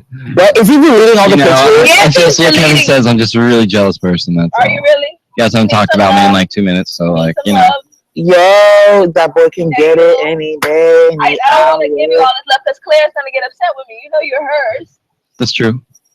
No, never mind. I guess not. So never mind. Do you agree that he's Bay, Kevin? No, sorry. Got my name, so I know it's real. Yes, that's my name. Got my name, so I You know broke it's my heart. real. All right, I'll get rid of it now so we can talk about this I Daniel. need a lot of duct tape. Oh, what? What is that even supposed to be? Is that Breaking breadsticks? your, no, I'm breaking. You're breaking what? Say it. Say it. That's right. Anyhow, So everyone knows. have you ever been in a play or anything where you had to Yes. learn a monologue? And what play was that? Bye bye birdie. Peter Pan. Oh, I remember you telling me about that. Yeah, it was Conrad Birdie. I had to sing 3 solo songs just about. Give us a snippet of one song. I'm so white. That's Grease. It is. Wrong play, buddy. Nice try though. What grace are you? What grace? You gotta be sincere. I was supposed to be like an Elvis sort of persona. You gotta be sincere. Yeah, I don't know. I can't do that. I need more than one line. Look us up. You suck. Give it up. He's gonna give us some of his bye bye birdie. Okay, can you just calm down? There are chicks just right for some kissing, and I mean to kiss me a few. Man, these chicks don't know what they're missing. I've got a lot of living to do. Sizzling steaks, all tasty and something. I've forgotten the words because I haven't done this since 10th grade. They used to call me on myself.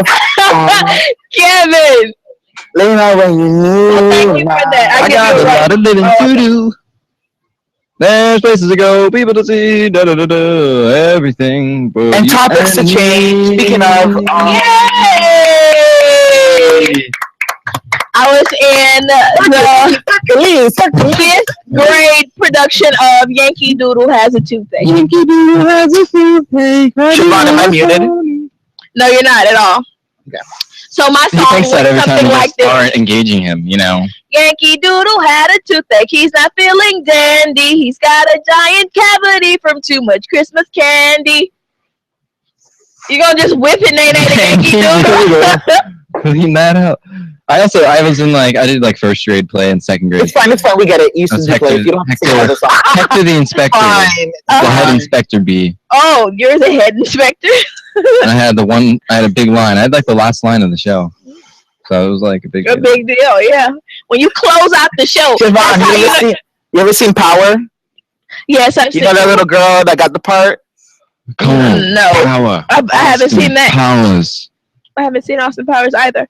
That was on the list too of movies I was supposed to watch.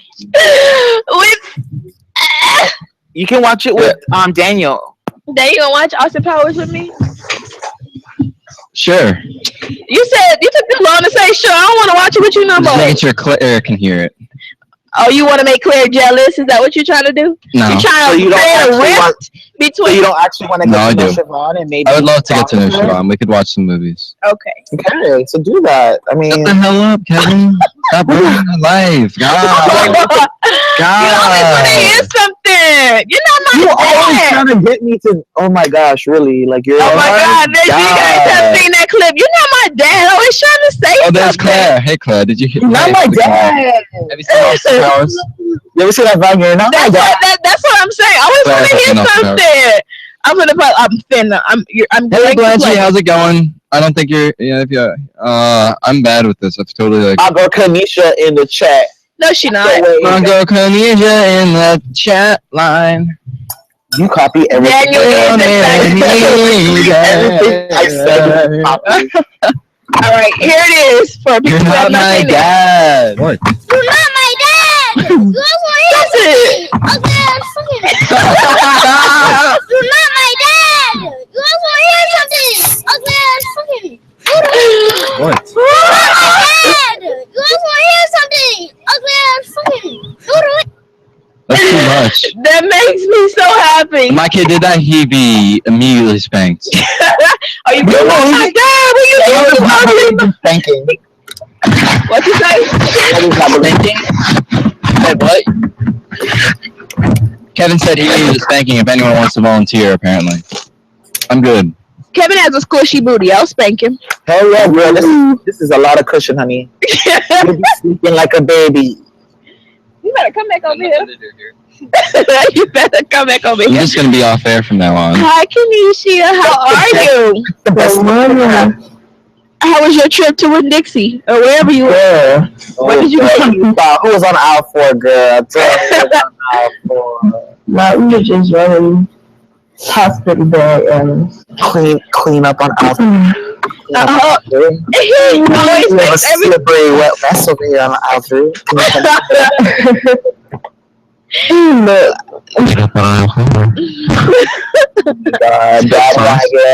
Bandwagon. You know, when you realize when you have done zero prank calls, you know that? We have done 0 prank calls. Look who's holding the refrigerator, well, you better go catch it.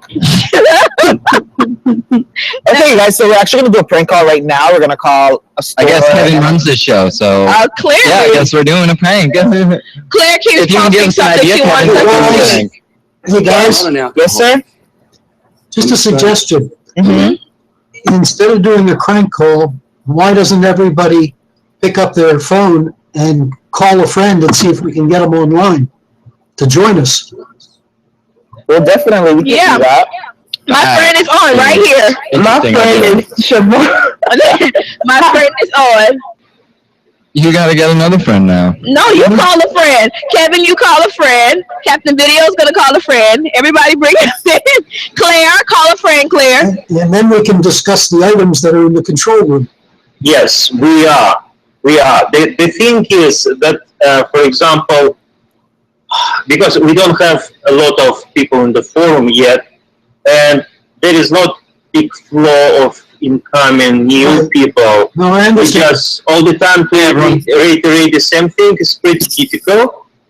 But of course, we will stick to the topics. Of course, it's. Oh no, I was just trying to see if we can get some more people, but maybe that's just going to take. We will. But I know we will. Yes, but of course, for now we just a little bit, we're working in such like more relaxed mode. So, but it's okay. Okay, I'm in my office and I've got to get home because something's being delivered.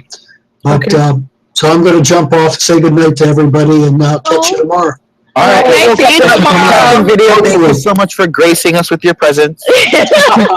You're welcome. Anytime, Kevin. Awesome. Okay. Good night. Good night. Good night. Bye. Bye. Oh, what a great fellow. All right. So, are we prank calling or not? Woo, he just put his head down. He's like, no prank calls. You guys call somebody and get some people to come on air. I'm like, no, it's fine. Let's make a prank call because we did related to Jimmy Fallon, for example, and all this humor show. Why not? Yeah, why not? Kevin, what were you saying? We're gonna call a store and what? Daniel's gonna tell us what he's gonna do. He's the one that's doing the prank call. You're the one that suggested it, so you gotta have come up with an idea. What'd you say? I believe in you. You can do it. All right, well, let me research something. Hold on, I'm trying to get some friends on here, too. Okay. Yeah, he's on until 10 o'clock. He has... All right, let's call, let me see. Let's call a sperm bank. All the sperm banks are closed, I'm sure. I said I would like a nice Japanese Blasian sperm donor. One with at least 9 inches. I'm just kidding. We need to call a blood bank tomorrow and see if they keep it PG because they harvest blood because we want it for a ritual or something. Let's just call Chuck E. Cheese or something. Do you guys have like a gallon of blood I could have? Okay, I'm trying. I don't need pig's blood. I need human blood. It's necessary for what I'm trying to do. Just do the voices. Do the weird creepy voice. Hi, I'm trying to look for like some blood. Like what is like Kevin, I need some blood. You're very hungry. No, I'm not giving you any more ideas to run with. What kind of voice did you just do? He was possessed. That was my satanic voice. He's clearly more possessed than I am. You sound like Fat Albert. You about to... How's it going, everybody? Hey, how's it going? Oh yeah, it's me, Cleveland Brown. that sexy beast right there. Oh my gosh, my voice is not. You saw my face, honey. What? Yeah, keep to the higher octaves. Let us men handle the deeper voices. I just heard what you said. Anywho, okay, who are we gonna call? Ghostbuster. Oh, I thought that was a setup. Who are we gonna call? That's smart. Marooney. Yeah. Let's call Marooney. All right. Oh, we calling from China. What the Monsieur Juicy you have? Hi, people on Periscope and Meerkat. Please come over and chat with us when you get the opportunity. We're gonna do a prank call apparently, and we don't know who to call, so you can come help us. Come on to DINtv.com and give us some ideas. www.DINtv.com. Racist. Bugger. Claire's just racist bugger. You bugger. But she recovered with a heart. That heart was for me. I feel like I'm speaking to Helen Keller. Like, can you speak, girl? That's messed up. Come on now, you know she tonight. Face cross, laugh so bad. Let's put him on the book. Just laugh, Coriel. Just laugh. Don't laugh. Don't do it. What? This guy here. Okay. I thought you heard Kevin's joke he just made. Kanisha, who's funnier? Me I or miss it. Siobhan? Siobhan feed me. I better say Honey, but I'll give you life. Breathe. Breathe, bitch, breathe. Take this life I'm giving you. What's wrong with Kevin? Kevin is losing his mind slowly but surely. Like as the days go on, Kevin goes to a different height. So, honestly, like I think it's because he wears so many hats here. It's just like basically he's the thought of DINtv. Kevin is the DINtv thought. Can we call a morgue? Call him Morgan. Say what? I don't know. You found the body. And you have a body with a tag on it coming from your direction. I don't know. I feel like that. What do you guys do with your morgue? That's kind of disrespectful. Can we buy one? You should call a morgue. I think that's too much. Kevin, shut up. You don't know too much. You don't know too much. We have a really like running. Yeah, exactly. Thank you, Carol. Shut up. Shut up. Shut it up. Cállate la boca, Blanco. Cállate la boca. Brandy. Daniel is the biggest thought. That's what Claire just said. Hey. You're not my dad. I just want to hear something. He's not really. He's a memory. Can we call a cemetery and ask if we'd like just drop a body off? Yeah. They're gonna trace their car. I bet they. Yeah, maybe we shouldn't do that. Can we just like drop off my mom? Yeah. Much. She's been in here for a couple days. She's starting to smell. Okay, you can tell that you just rented like a huge penthouse in South Beach, and you found the body in a fridge. I don't know. Whatever.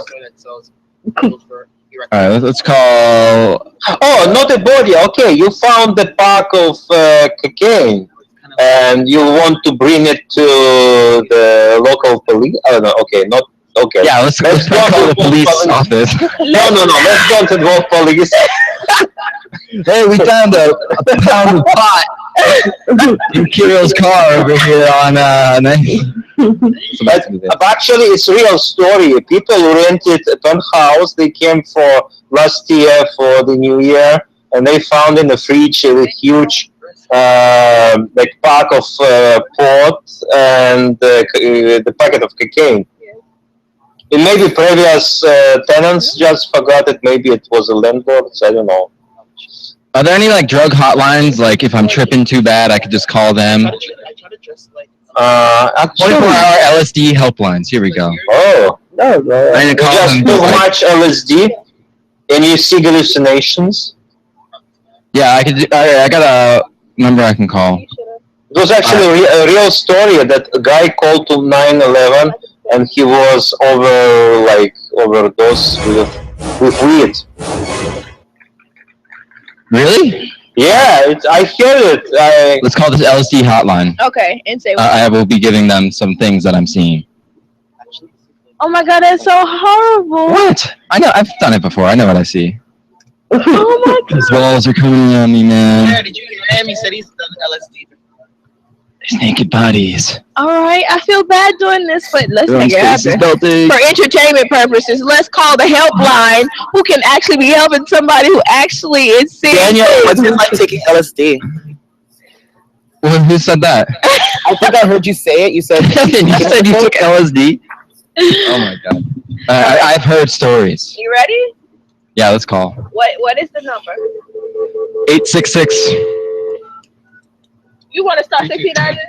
It doesn't work. I mean, it didn't work last It's time. automatically gonna block the ID. Correct. All right. So that it's 866 323. Actually, 2. okay. 12. Well, you know you make me float. Thank you for calling Acadia Healthcare. You have reached our National Support Center. If you are a referring professional seeking information on our program, press 1. If you are seeking treatment information for yourself, a family member, or a friend, press 2. All others, press 3. Will you the title true? Thank you for calling CRC Health Group. This is Sarah. Give your first name, please. Hi. My name is Daniel. Daniel? Yeah. I just took acid and I'm really like freaking out. I'm all by myself. I just need someone to talk to about this real quick. It's for birthday. Whose birthday? Mine. Happy birthday! Thank you. Yeah. I'm here, Daniel. You've actually reached man. Are the walls supposed to be like, I don't know, they're changing? I'm looking at this picture and the picture completely changed. It's pretty intense. Can you, I don't know what I'm supposed to be experiencing. Do you know, like, is this normal? You just relax. Kanisha, can you hear me? Okay, I can relax, yeah. Relax, take deep breaths. Oh man, it feels like there's spiders crawling all over me. My dick just fell off. Oh my god. Oh man. Mind if I put you on a hold, Daniel, first? Don't leave me, please. Please, I just need someone to talk to until my friend comes. My friend's gonna be coming in like 5 minutes. Lucifer, stay back. Stay back, Lucifer. Stay back, Lucifer. Oh my god, the ceiling just like fell on me. What is going on? Good. Have you had any water yet? I don't. There's water everywhere. I'm in the middle of the ocean right now. I do hear water now that you mentioned it though. I just feel, I hear everything. I'm hearing your heartbeat right now. I can hear. It's like my a blood pacing through myself. I can kind of hear. I think I can hear yours. I don't know. I feel like we're connected. Okay, this is a prank phone call, Daniel. No, I'm serious. You suck. I seriously just like, I don't know. I never did this before, and I guess I wasn't supposed to kick in this early. It's only been about like a half hour since I took it. My friend said it would take a few hours, so I just wasn't very prepared. You're really coherent for being on a you trip. actually called the National Resource Center. Drugs Okay. and alcohol counseling. All right. See you in another This lifetime. would not be a good number to be calling. Okay. My bad. I didn't know. I can't find any other numbers. I'm flying now. I'm flying. I'm leaving this atmosphere. Let me see if I can give you a number. Okay. I don't think I can really write right now.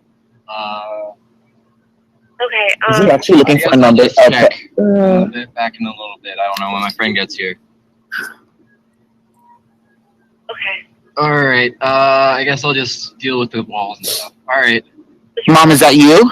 Mom? All right. Bye. Mom, you're supposed to be dead. What's going on? That's like unbelievable though. She already like caught on with me just saying like normal stuff. But you can't be like, oh, I'm flying. How are you supposed to be on a trip and you're having coherent sentences and using big words? Like, it doesn't make any sense. I mean, he found a number to call. It's not so unbelievable that he could be putting together. Well, awesome job. Good job. Good job. You provide the next friggin' prompt then. Kevin, you're doing the next prank call. Son of a bitch. Okay, Siobhan, and I saw that side eye, girl. I got something for you. What you got? What you got? Okay, open the door and find out. You're looking through the peephole, open the door. Boo. You better watch who you call boo like that. Honey, I'm calling you boo. Boo. Did that lady laugh? She kind of sounded like she laughed. She laughed. She laughed. That's why she wanted to know if you were a prank caller, because she didn't want to feel bad about it. That's what stressing you out. Oh my god, the fact that the prank is funny. He does a good job, and he actually Does a good job, yeah. does a good job. So, but obviously, definitely, we will need to expand. We will need more. I just cannot say yet what exactly, but I can tell you that for 100% we will need it. Because, for example, Reddit is not covered. Periscope and Meerkat, we don't have a conversation there. This is why. All right, he's on mute. Okay. All right. So he didn't say anything. That was not a fail, Claire. Successful. Maybe you should call a deli and ask for like some sort of like meat, different like meat, like possum meat or something. Possum meat? You guys have any like roasted possum? All right, let's see what. There's people that eat roadkill, like for real. Okay, I can say I moved down here from West Virginia. You got they have a lot of animals to kill. Any rabbit? Did you harvest squirrel? You have some squirrels in Atlanta. Do you harvest squirrel? Where can I find premium squirrel meat? You have squirrel fur, possum coats. All right, let's find a deli. There is some glitches. I don't know. Time. Okay. Delis that are open. You know any 24-hour delis? Subways are like 24/7. My regional Subway had possum meat. I was wondering if you guys had them here too. Best 24-hour deli in Chicago.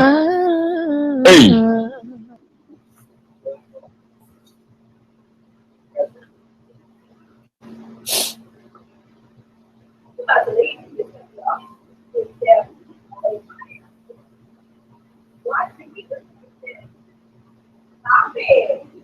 I can't see y'all. It's refreshed out of nowhere again. Oh, you back.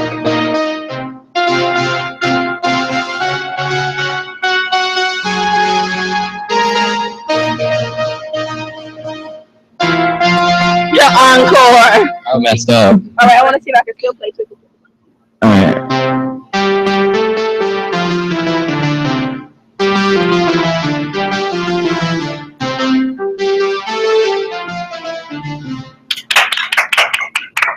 Oh, Kenisha's yawning. I know. Insulting. Girl. I've been running all day. You need a nap.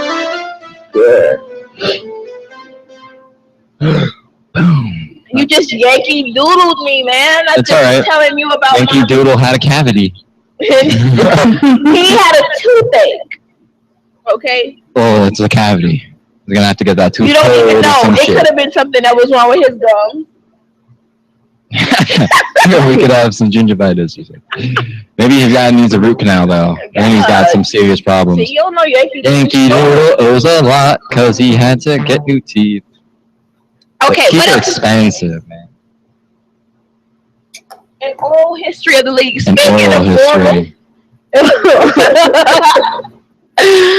Kenisha. Yes. I don't have anybody to watch movies with anymore. I watch all the movies with you. You're not a guy. I'm not. Why you gotta be as I watch TV? Make sure you look out somebody who wanna rub your booty. Are you gonna laugh at me, Daniel? You're just disrespectful. This is why nobody likes you.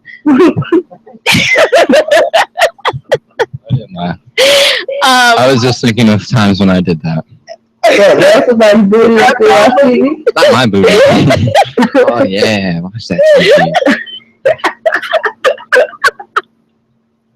What is this? Buenas Sencilla, ¿cómo estáis? Aquí a Pixelados y chicos, ¿con quién estamos hoy? ¿Con quién estamos hoy? Too much Spanish. Claire, you want to repost that link you kept posting while we were not paying attention to you? Yeah, you could repost. I mean, thank you, Claire. It wasn't quick. That was really quick. Where did she get that from? I'm Australian. What? What did you say?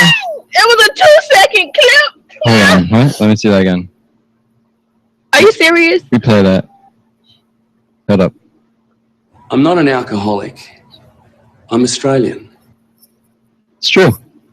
A lot of like cultures are like that, like Irish people. You know, they're like notorious drinkers.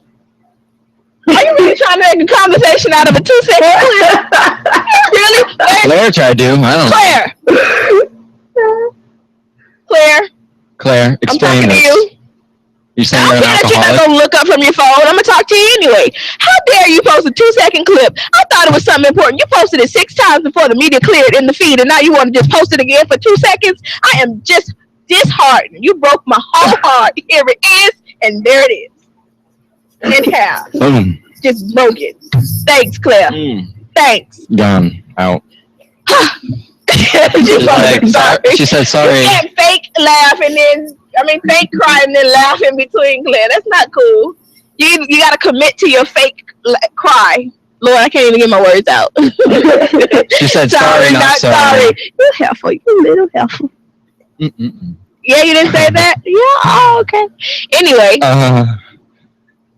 The Oral History League. But she didn't say that. Who said She it? did say that. Oh. I'm sorry, I keep hitting you. That's why you got to read from top to bottom. He's feeling like he got definition under this jacket. I got no definition. Claire, you ready for the gun show? Can you take it off? I'm not wearing this jacket. That's the point. Take it off, dare you? Get us some You Now followers. You Now. Oh yeah, You Now. I totally hate everyone on You Now. You Now people. Oh, hey Marcus, dope boy, dope. Oh boy, yo! All right, we got one viewer, so only one person is watching right now. Who is it? Probably Kirill. Kirill. Nope, doesn't say. Oh well. Looks like I don't have to strip for anyone. No, you got to strip for me. Oh. He's so hesitant. He's like, I'm gonna just pull my. See, now it's just over. You just ruined it. I know. I'm scared. Scared of what? That I won't make it rain on you? I got dollar bills Oh. in the bank. Well, that case. Kenisha, I told a story about us going. Well, I didn't say your name. I said we went to somebody's house. But now we know. About us going to Quinn's house, and he had on his PSP or PS3, and then he had the pictures of all the vaginas. Remember that? And he pick out vagina. So I'm gonna post a picture again of the vaginas, and you tell me which vagina is yours, okay? Just feel free to share it with everyone. I'm just gonna write it down. Oh my god. Kenisha, this is what she said. She's like, well, mine ain't on that. Why was yours? That's a lie. It was a list of every single vagina type. It's impossible. Too much, Daniel. Too much. Okay, I'm gonna post a bunch of pictures of boobs. So you tell me which boobs is on you, okay? All right, I'm gonna give you a list, okay? Too late to apologize. It's too late. Oh no. Now you after 8. After 8. I'm on with Stephanie. Stephanie. That's the wrong zip. That's unzipped. So it's supposed to be more like this. Yes. Get off. Carol's not looking. Kirill would be applauding you. Wait. You're like, yeah, Daniel. Give him hearts and things. Duh, it's Abel. I'm glad Kevin's not here to like totally kill the Yeah, he would be poking. Why did I give it to Kevin? I don't know why you gave hearts to Kevin. He's not even here. because his name's a broadcaster. I feel like I'd have mailbags. Where? Mailbag boobs. I got. Or cucumbers. What you got? There's sweet potatoes, cranberries. I'm trying to make the picture bigger. I have. Mine ain't on the list. Mine ain't on the list. What would you say this is? You had the video had I can't click on it. What you mean? Like she said you have moves. Please zip it further down. I thought no wonder. Oh, hey. Hi, Stephanie. Oh, just watching Daniel's moves. We made him take his jacket off. Yeah, they did. Are you gonna take yours off? You coming to strip for us? Steph's gonna take. Tell us which pair of boobs you own. Which of these boobs do you own? Flapjacks, has-beens, pointers, coat hooks? I think I have grapefruits or oranges. Oranges. I guess it depends on the bra. Yeah, it definitely depends on the bra. Juan Gonzalez. Who is Juan? No mailbags? Juan Gonzalez. Do you know Juan? Yeah, he was on last night. Juan Gonzalez! Where is serious? he? I love him. He's a great guy, though. Oh, he's serious? And under chinners if I'm wearing the right push-up bra. Oh, where are the under chinners? Wait, they're not cute boobs. No. You say your boobs aren't cute? I'm like oranges, though. Like, naturally, without a bra, I'm like oranges, but I wish I had under Boobs are all different sizes. because then I could rest my If cheeks you have on bee top stings. and go like that. You said rest your Cheetos? Yeah. Okay, well, Kenesha, it's time for me to log off. Good night. Good night. You can stay on and talk to Stephanie and Daniel. Steph, you gonna be on? That is calling me. Hi. You're gonna be on here now. So, bye, Claire. Don't miss me too much. Don't post any more 2-second videos, please. I'm switching out. Your eye is not. What? Look at her eye. It's like still like nothing's wrong with your eye today. It hurts. There's nothing wrong with her eye. Hey, Juan. Hello. How are you doing today, man? I'm good. Sorry I'm a little bit late, but I had to readjust some things, you know. Oh, no problem. We're glad you're on now. Steph's coming back on the show. Hello. All right. Hello, Miss Stephanie and Mr. Daniel. Oh. Different boobs. How did we get into the discussion of boobs? There was Siobhan had a story where apparently some guy had that up, and I was just telling her why we were on the topic of boobs. Yep.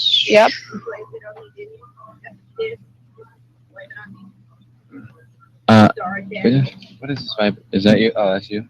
Okay. Steph's house. Shalom. All right. What are you guys? How's your day going, Juan? Lily. Well, it has its ups and downs, but I'm looking into the positive, you know. To call me on my cell phone. You do anything, I guess, significant? Or just another day? Another day in the life of Juan. Just the standard get through the day stuff, you know. Nothing exciting. Mm. Well, you got to make something exciting. What do you do? What do you do? Do you work, or you're a student, or? Well, to be accurate, I'm kind of like an off and on student, and right now there isn't really that much excitement, but the weekend's coming up, so maybe I can do something at that time. Exactly. Enjoy the weekend. Did you invite any of your friends? Sorry. It's just that I was a little bit busy, so I couldn't even make time to invite my friends. Oh, man. All right. Well. That's all right. Do you have anything that you particularly want to talk about today? Or do you want to talk about Jimmy Fallon? Do you like Jimmy Fallon? I've heard of him, but I'm not really sure who he is. Sorry. Okay, well, I'm going to introduce you to Jimmy Fallon. Yeah. Okay? You need to have him in your life. Jimmy Fallon is the bomb diggity. He's hilarious. Yeah. The monologue rehearsal is like 60-minute long, the video, I guess, that they posted, but we can look at a well, little I'll bit just do this one. How about that? You know, so Jimmy Fallon is the host of The Tonight Show. He took over for Jay Leno, which was a big deal. Because Jay Leno was there for a long time. I see. Siobhan. What happened? Siobhan's on. How's it going, Kevin? Look how pretty she looks. Oh, is your mic not on? Mine? You're muted. Haha. Hi, Siobhan. I'm okay with that. So this is Juan. He came on last night. Oh. He's actually...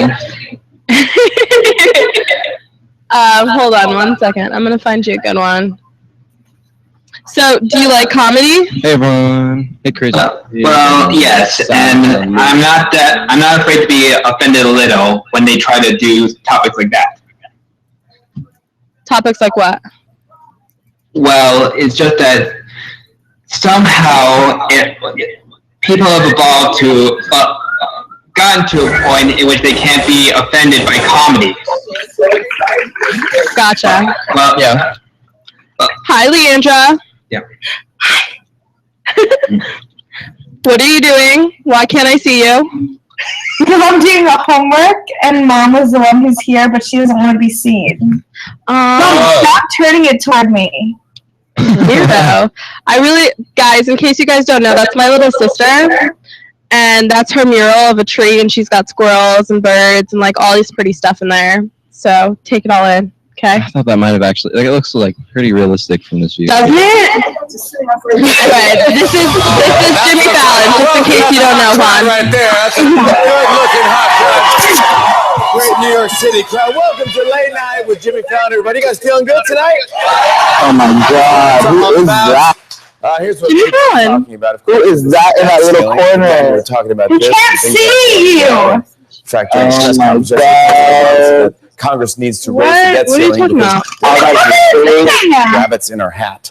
Okay, I'm gonna you. We're still tired from their last trick where they made thousands of jobs disappear. I love it. Actually, President Obama also called on John Boehner to stop coming up with excuses and hold a vote on ending the government shutdown. Boehner said he would schedule a vote, but he's washing his hair, going to the vet. Jesus, just so much bickering with these guys. Even the ones on the same side. Just today, Senator Harry Reid said that he wanted to keep Joe Biden out of the debt ceiling negotiations because Biden gives up too much to Republicans. When asked how he got rid of Biden, Reid said, "I just pretended to throw a tennis ball." That was easy.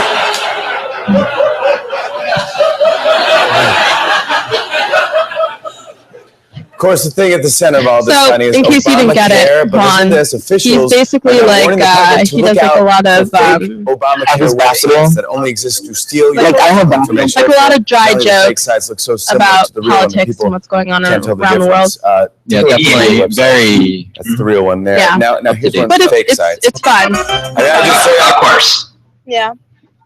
In fact, I remember that he did another segment a little bit earlier based on Back to the Future. Oh, really? Do you want to pull that one up for us? No, thank you. But basically, I know who Jimmy Fallon is. Gotcha. Well, cool. I'm glad. All right. So we're actually on the topic of White House. Donald Trump, Trump's Muslim plan disqualifies him from presidency. So I've read two different sides of this whole situation. So it's kind of conflicting and kind of confusing because everyone's saying that he got disqualified because he's like saying like really racist things, and he's saying that we have to like remove people from the United States, specifically Muslim people. Mm-hmm. But then at the same time, like other people are saying that it's not actually true. Well, the thing is that there's obviously three parts to the government. There's the judicial, the legislature, and then the executive. So this, like, technically, you can ban people from coming into your country if it's sanctioned against that entire country. Mm-hmm. So basically, Donald Trump was saying, though, that he wanted a Muslim ban on universal Muslims, which you can't do because that's automatically going against the First Amendment, which is freedom of religion. So they were saying that he's technically disqualified because it goes against the Constitution. But if he technically reworked it, he could say that he would ban certain countries like Iran and Afghanistan and Syria and stuff. So in a sense, like, it was a bit of like I guess the way he presented it made it sound like he's disqualified, but technically I think he's still in the running, and he's up by a lot of points on the next guy who's it's not Ben Carson. It's not. No, Ben Carson's actually in third now. Who is the guy? Shoot. And then Rubio's in fourth. No, Bush isn't even on there. Latest. Who are some of the other Republicans? Do you know, Juan? Please share the video, Claire. Latest. What? Claire, you look beautiful. Who's running in the Republican GOP? Carson, Trump. Others. No. Also another guy. Ted. What is it? Ted Cruz, apparently. Ted Cruz. I think it's in second now. Yeah, they just got out. Yeah, Yeah, it says Trump 35%, Cruz 16%, Carson 13%, Rubio 9%, Bush 3%, Christie 3%, and from there it goes down. So there's still a big push for Trump and Republican Party. So I guess his method of any news is good news, I guess. I don't know. Or it's just a way to get people talking about him, and that'll keep him relevant.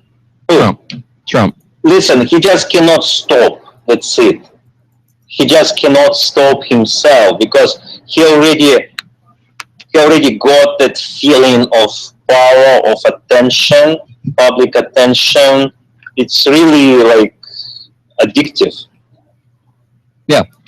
Just make sure you unmute the. Yeah. So no, Kevin, I can't hear you. I got it. So Claire wanted us to share this video, and yes, I already know who this person is. He is one fine specimen. Kevin, do you see a message?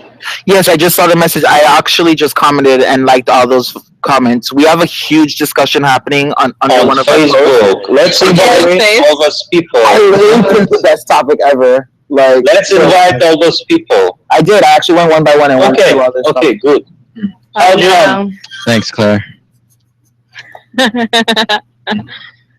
Appreciate it. Much love. Much love. Oh, Claire. All right. So, any new topics you want to talk about, Juan? Well, continue talking about the TPP or Juan, you seem as like an activist for this topic, for this theme. Are you? Or no? Well, the thing is, yes. Well, actually, I'd like to talk about something that relates to both the TPP and Donald Trump, if I may. Please. Yeah, sure, of course. All right. Of course. Well, you see, I'm against the TPP, and I volunteer with several groups to try to go against it. Right. Mm-hmm. Now, here's the thing. It is true that Donald Trump did express his opposition against the TPP. However, based on his actions within this presidential campaign and this terrorist crisis, I don't exactly support him on that issue. Mm-hmm. Because, well, here's the thing. I understand that keeping people safe from these attacks is a vital role to do. Mm-hmm. However, you're not exactly going to get any progress if you're just going to go after this somewhat, I say, form of religion, which is going to be persecuted, right? Mm-hmm. I agree. Because here's the thing. Well, we all know that during World War II, there was the camps for basically the Japanese, right? Yeah. Yes. And by doing that, by taking the steps we're currently going with, we're setting up another camp for Muslims, right? Mm-hmm. However, makes sense. However, it should be noted that that even though that Muslims can't be persecuted for the religion alone, there is the radical Muslim that's being warped in order to suit these terrorist attacks, right? Mm-hmm. Agreed. Let me also put my 2 coins. That, for example, okay, just let's take a look back on history of Christian religion, for instance. Okay, we also have all these crusades. It was also extremist wings and Christianity. So it's nothing new. That religion, Muslim religion, just in the same stage of development, apparently, was Christian religion some time ago. But of course, so this is why we have to separate, in my opinion, separate real terrorism just Muslim people. It's nothing new, actually. Nothing new here. So, but again, Trump just taking a moment, and he, like a wolf who started to test the blood, and he started to test like that real of public attention, real power of public attention, and he cannot stop himself. This is why apparently he decided, okay, if they want to ditch me from presidential campaign, he will like establish a party or something. I don't know.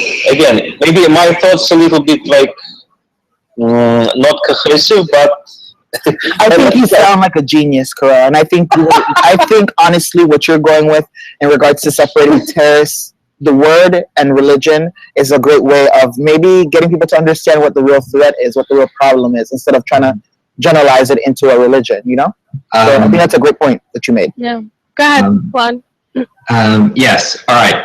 Well, actually, I like to make a point on that because, you see, we know that that Islam itself can be considered a religion of peace, but any religion whatsoever that is warped can be considered destructive, right? Yes. Mm-hmm. But here's one thing that I like to point out. It's not exactly the religion itself that is a critical problem, but rather there's the ideology that's behind these terrorist groups that can be posed as a threat to the United States. Okay, yes. Like, for instance, do you know that there are actual U.S. citizens, regardless of their religion, that are seceding to ISIS? Yeah. Yeah, of course. They're using social media platforms to get people to join. They're targeting isolated people. Yeah, exactly. Boom. There we go. Look at recruit them. So basically, sorry, you can go, Stephanie. No, please. So basically, it doesn't matter what the religion of the person is going for them. If they're going to secede with ISIS, then it proves that terrorism has to prioritize with a religion. It just only has to use ideology in order to get the results. Yeah. Okay. So I guess my question to you, Juan, would be how would we separate the two? I mean, clearly people are going to derive their own perception of what this religion is, and there's going to be a lot of ignorant people that are going to decide that just because you're Muslim, that means that you're automatically a terrorist. So how would you yourself distinguish, or try to teach people that, there's a difference between practicing Muslim, and being part of an ISIS militia? Hey, Jesus. I just think, I think we should give people more credit than it's due. I think I'm starting to turn a leaf when it comes to not thinking everyone's an idiot. So maybe if I try to explain it, like what a religion is and what a fanatic terrorist group is, people will come up with the correlation to themselves if they have 1 ounce of intellect. So hopefully, I'm putting all my cards on the table and hoping that it'll stick with someone that not all Muslims or people who practice Islam are not going to come to your house to shoot you up. It's not like every Christian's going to come and knock on your door. Only the Jehovah's Witnesses do that. You see? Well, I mean, like, I guess my thing is like, based on what we had our discussion on yesterday about the Texas people who were basically like, trying to join forces and fight, Islam people that were all practicing their religion in the mosque. I mean, like, how can we really depend on these people to, be able to differentiate the two is my question. Yeah. The good Muslims need to stand up, I think.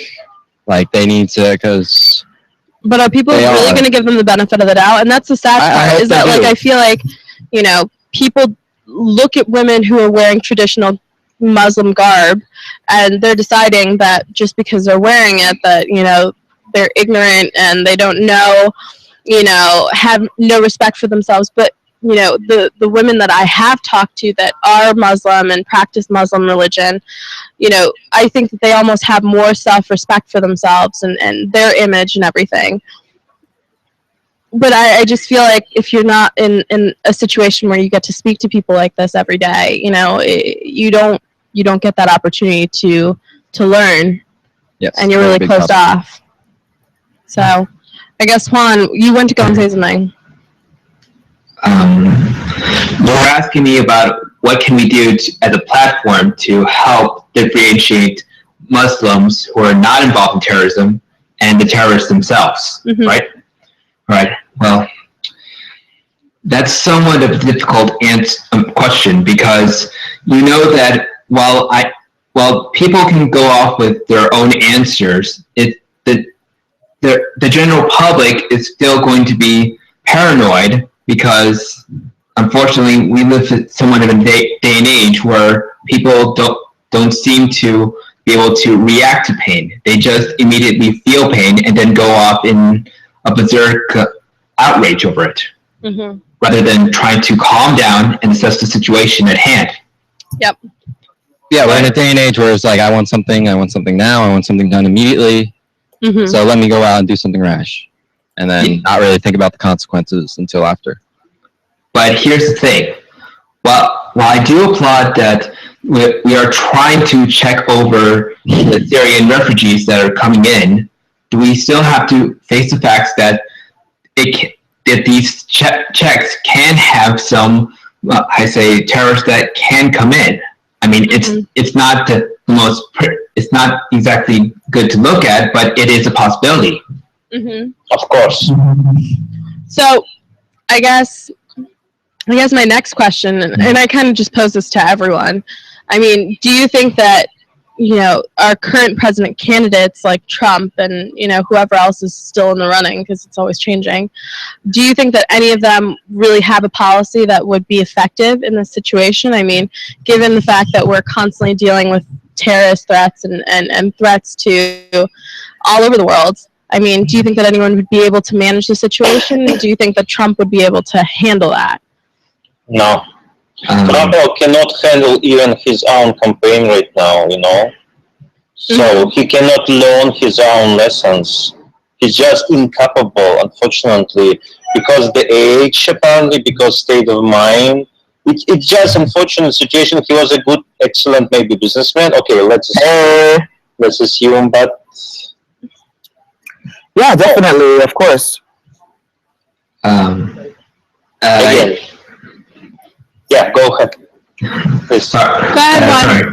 Yes, you're saying which presidential candidate can have the best policy against the threat of terrorism itself, right? Yep. All right. Well, in all honesty, I try to look on It's Grumpy Ninja. What? Sorry. It's fine. All right. Basically, here's the thing.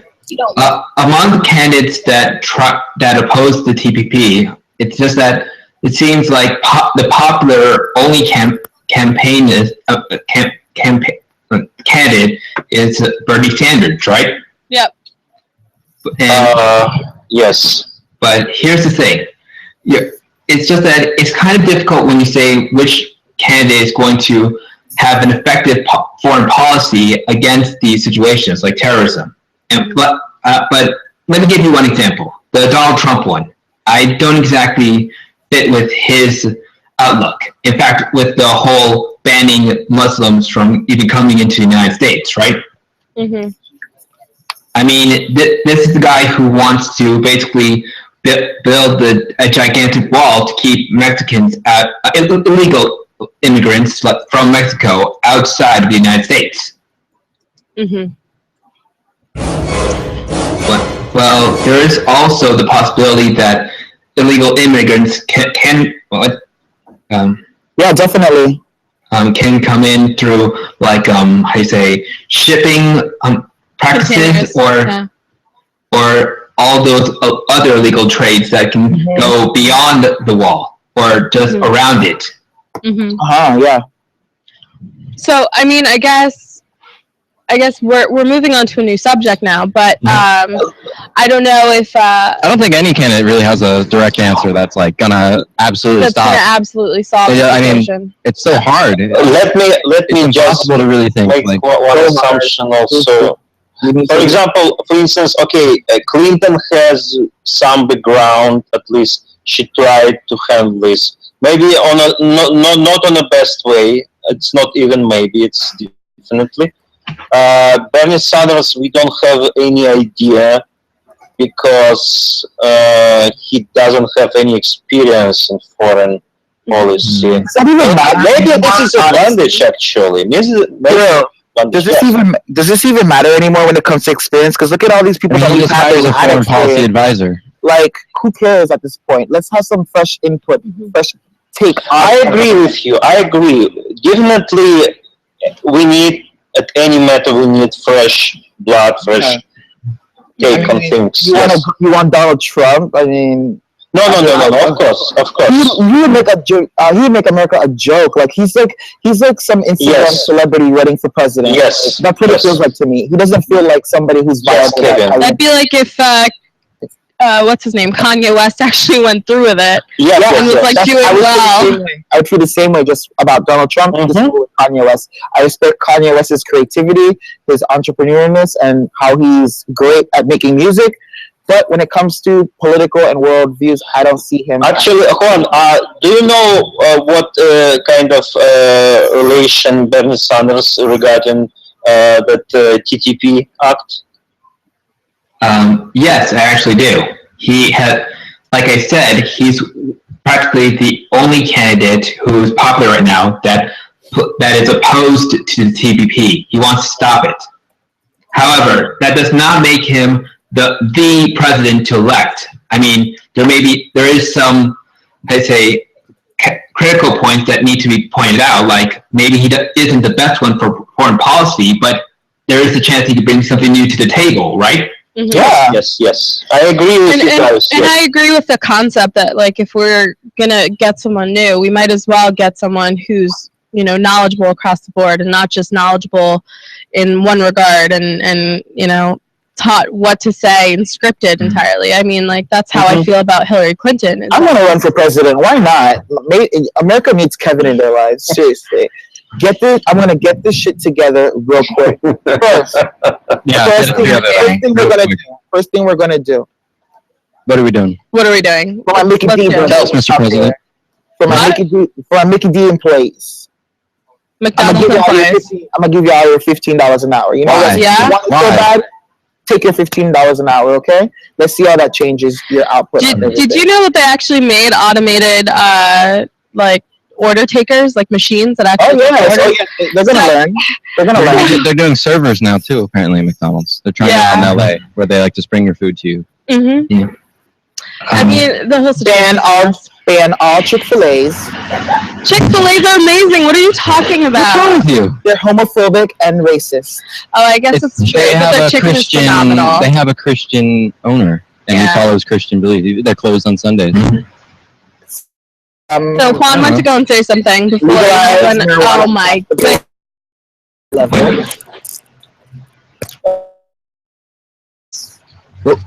Bernie Sanders, I like better than Hillary Clinton. Yes. Sanders and Donald Trump. I'd probably say Bernie, but if it was Hillary versus Trump, I'd all those emails first. Honestly, I mean, I think that the whole email scandal was blown out of proportion. But I mean, yeah, seriously, it's like it so much time. He was having political discussions and world-changing bills over a public email client. Are you serious? But at the same time, there's plenty of other people that do the same thing. They're just lower on the totem pole, and they don't get caught. How do you say? Security breach. Like, any hacking system can go in there and see what the hell's going on. Which, I mean, I understand that, but that was honestly, I think that was like a human error, and that's something that happens across the board, across any sort of company. There's going to be human error. That were very Sony-esque. Yeah, please. One. All right. Okay. I have a comment about the Hillary Clinton thing, but can I ask a question? Yes, please. Yeah. All right. It says why this topic we're supposed to be talking about Ann Ferris. Yep, Anna Ferris. Yes. We have a structure. Let me explain. They have a structure that current topic update every some period of time. Yep. But if the people in the forum wants to discuss something that really touched their feelings and attention right now, so it's not written in stone. We can change the structure of the conversation because it's just obvious that you won't be crucified if you start talking about animals. Yeah, and we won't get in trouble if we continue the discussion. These topics we have just, if for example we have a pause, people just already exhausted with the current ideas. Okay, but so go. Sorry, but thank you. Just that I'm kind of new here, so I just want to make sure I'm going with the flow. I like that. You are staying here. I like that. Yeah, you're doing fine. Yeah, no, Awesome you're fine. No, honestly, it's kind of nice that you're actually trying to figure out this whole forum situation and we're all in the same fight, man. We're all in the same fight trying to get that information out there. Honestly, like I said to you yesterday, the only rule is no PPs. Okay. Yes, of course. So long as there's no PP, we're good. Yes. Oh dear! Don't encourage Kevin. He'll get too excited. Can I get back to the Hillary Clinton thing? Yes, please. All right. First of all, I understand if people want to make Kanye West president because of his popularity, but let's get one thing realized, that there are people who specialize in certain topics that make them attracted to the public, right? I mean, they excel in some things, but that doesn't necessarily mean that they should run for president, right? Yeah. But, all right, now back to the Hillary Clinton thing. All right. I should notify you that she actually supported the TPP, the Trans-Pacific Partnership, a while ago, but she recently seceded and is going against it. Well, that's good, I guess. Well, I mean, it's not exactly, because here's the thing. Based on the sources that say why she seceded, it was most likely because she didn't get it her way. It didn't fit with their agenda, with her agenda. So most likely, if she's elected to the throne of presidency, and she can possibly rework the Trans-Pacific Partnership and then put it out again, so it can be enacted within her agenda. That's gonna ever happen. Hillary needs to go. Her, Bill, and Clinton need to go to Hawaii and relax with asses and just relax. Do you guys realize that the Bushes and the Clintons already enough is enough? Yes. Every president that's been elected has some relation to one another in the family tree. Yeah, but if you're gonna, I don't know if you guys noticed what I just posted up or what Krill just posted up, and I'm highlighting. But if you guys look at the people that are actually donating to Hillary's and then Bernie's campaigns. Yeah. I mean, Hillary's literally in the fold of all the top companies. I mean, Time Warner, Morgan Stanley, Lehman Brothers, Goldman Sachs. Lehman Brothers, which had Citigroup, all the people that were basically the reason why we had a financial meltdown in the 2000s. Yes. So it's kind of funny that they're her top donors. And then her explanation was because she was there for 9/11, so they backed her. Yeah. Which, come on, that was 14 years ago. Do they still really owe her that much? Honestly, and then if you look at the figures, that's a cover-up, obviously. And if you look at the figures, cover-up. Who said cover-up? I did. Daniel did. So I mean, he's not really covered up all that much today, but he's trying to show his nipplies. But I mean, I think that that's something important to look at. I mean, if you look at the contradictions between both lists, I would say that Bernie Sanders is squeaky clean in comparison. I'd really like to see him hiding in his closet. Yeah. Most of the accusations is that he's communist. Yeah. That he wants to make us like communists. But it's going to be very hard to do that with Congress and everything else. So many vocal people. I mean, we're already semi-communist if you really think about it. Could I please say something? Yes, please. Yes. All right. Well, I should point out that even though what I've said so far makes it look like I'm all for Bernie Sanders, I should make one thing clear. There was once a comparison between how Bernie Sanders would practically make the United States into like another Cuba, right? Yep. So, but here's the thing. Sorry, Kevin. Kevin, seriously. The thing is that I'm actually Venezuelan, and you know how there's dictatorship in Venezuela, right? Oh yes.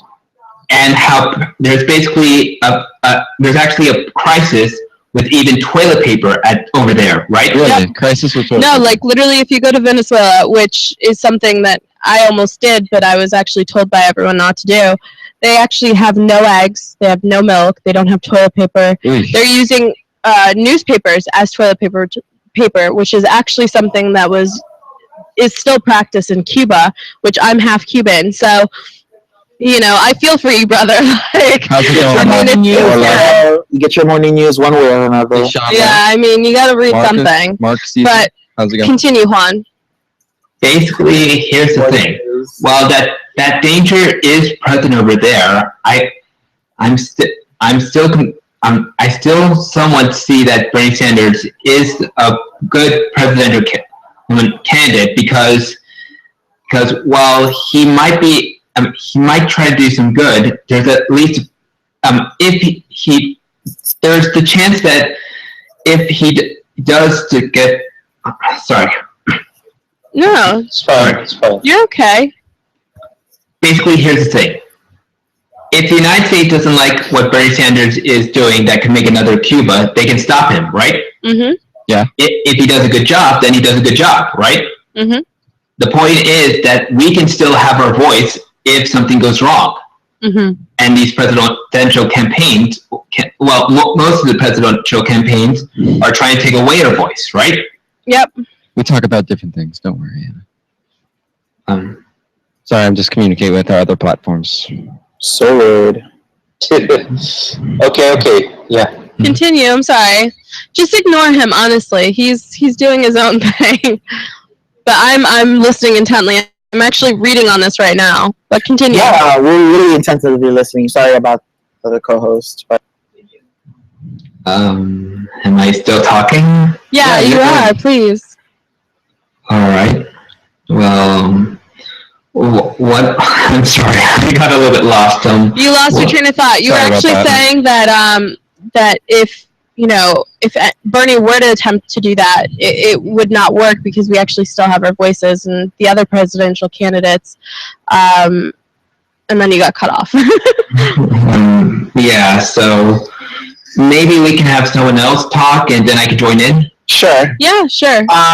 I feel like with I just literally like interviewing myself. Like, okay, so I feel like with Hillary and Trump and all those people, much fun, very fun. They all the same team. I feel like it's just like this is just a big hurrah just to like distract us, honestly. Because look at it, we're here sitting down talking about people that are not going to be president. Hillary is not going to be president. Are you sure? Trump is not going to be president. Oh, they're not going to be president. Very likely. I highly doubt it. I feel like the emails are going to leak within the next year. I feel like there's a lot of things that are going to I found a good comment, actually. Yeah. I think a lot of the good stuff are being saved towards the end of the election. I feel like we're going to have a somebody unexpected come into the race, and it's going to blow our minds. I feel like. Because if you think about it, the campaigning that's happening now, no room for anyone else to jump in. Oh yes, because do you think? No, there's not enough time. It should be something extraordinary happen that someone can get traction and gain a lot. You realize that the people that we're seeing that's running for president are not even half of the people that are really actually running. It's only the Republicans and Democrats that they're actually showing. So there's so many other people out there that have their voices heard. I find that more independent parties are more extremist towards certain biases, and they're not really obviously. But also, all of the polls that we've been having are like not entirely accurate. Like they're leaning towards one thing or the other. Like look at Republicans. You're not really going to see something that's accurately portraying what people are actually like. What's more extreme perceiving these people until like later on in the year. Like it's like saying that like the American Idol like person that you saw the first day is going to be the winner because that's what everyone's talking about the first night. It's like just to put it in layman's terms, you're not going to see anybody really like rising above like being the cream of the crop until mid 2016, early 2016. Like that's when the true polls are really going to be coming out that actually reflect how people view these people. These are just like estimates. Yeah. So I mean, I just sent you a really cool picture on your Instagram. Pull it up. Okay. I agree with you guys that of course it will get more clear by the end of the year maybe. But anyway, it some time is required to warm up the audience to get just on. I mean, it's either warm up or cool down. I mean, I think that if anything, Trump started on a really hot path and then has just kind of slowly cooled down over time as people have gotten tired of his antics. But I mean, if you look at the comment that Aaron Brotherton posted, he said, I like Trump's opinions, a lot of stuff, but there's a lot of stuff that I don't agree with, but we're not going to get someone in there that everybody likes. It will never happen, but I guess the polls speak for themselves. Apparently the American people like him because he's been in the lead from the start, but we need a president that can shake up DC and do things completely different than the ways things have been done, because I look where the country is right now, and it's a shithole, isn't getting better, so change is the biggest thing. So I mean, like, if you really think about it from the perspective of where Aaron's coming from, I can understand what he's saying. Granted, little syntax and a little bit of poor writing, but all in all, I think that his idea is pretty accurate. I mean, so I could say that I do agree with some of Trump's ideas, but like at the same time, I can't say that I agree with like the extremist perspective. Yes, we do need to point out the fact that our government system is flawed, and yes, we do need a fresh face and a fresh voice. But do we need someone that's actually going to go from one extreme to the other and become kind of like a military nation where nobody's allowed in, nobody's allowed out? So 100% stuff. Yes, I agree with your take.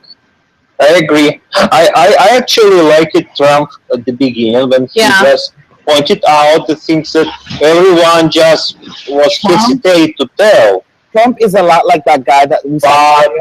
Then it just turned out as a disaster. That's it. Trump reminds me of that guy the video that we watched the other day with the police guy. He would say, if you don't want to be arrested by the police, don't go this, don't do this, remember that one? Trump is like this, like California has a drought, right? So Trump is going to say something like, California has a drought, we need a change in California. We need water in California. Yeah. Okay.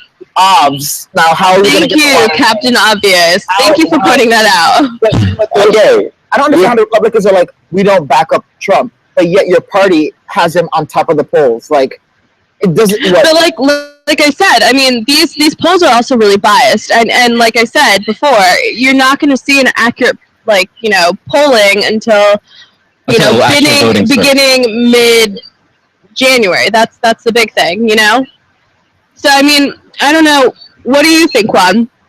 Well, at first, am I still on? Because I think that I got cut off a little while ago. No, you're on. No, you're still on. All right. Well, actually, I'd like to talk something about the poll. All right. Well, basically, sorry. That's right. Someone asked me to share my water, so I offered. But go ahead. All right. I'd like to take a moment to talk about how you are showing the comparison between the funding for Sanders and for Clinton, right? Mm-hmm. All right. Well, as you know, Clinton is getting some considerable funding from like Wall Street and stuff, right? Yep. But that's the thing. It somewhat shows about the corruption because candidates now seem like they can be bought out by these companies, right? Yeah. Mm-hmm. Yes, but also back to the point about how there are like these people who are trying to push agendas in which they say you can't do this, you can't do that. All right. But basically, here's the point. Even though we can try to come up with solutions, it's equally important that we don't become the same type of monsters we are fighting against, right? Mm-hmm. Yep. So, I mean, I completely agree. But like, I think that there's like a fine line between combating these issues and then becoming the same problem that, you know, we're watching other people do. Like we could be causing more problems. And like we were discussing, and like we were discussing last night, you know, I think a lot of times we jump into situations where, you know, we see some sort of, you know, bad situation somewhere and we're like, you know, the world police, like Daniel said yesterday. I mean, I think essentially like sometimes we just need to like let the situation play out and then help when we're asked to. And a lot of times we don't. We just kind of jump in and we kind of neglect our own house in order before you go. Yeah, exactly. We neglect our own country's issues and we neglect to figure out solutions to issues that are really prevalent here, you know?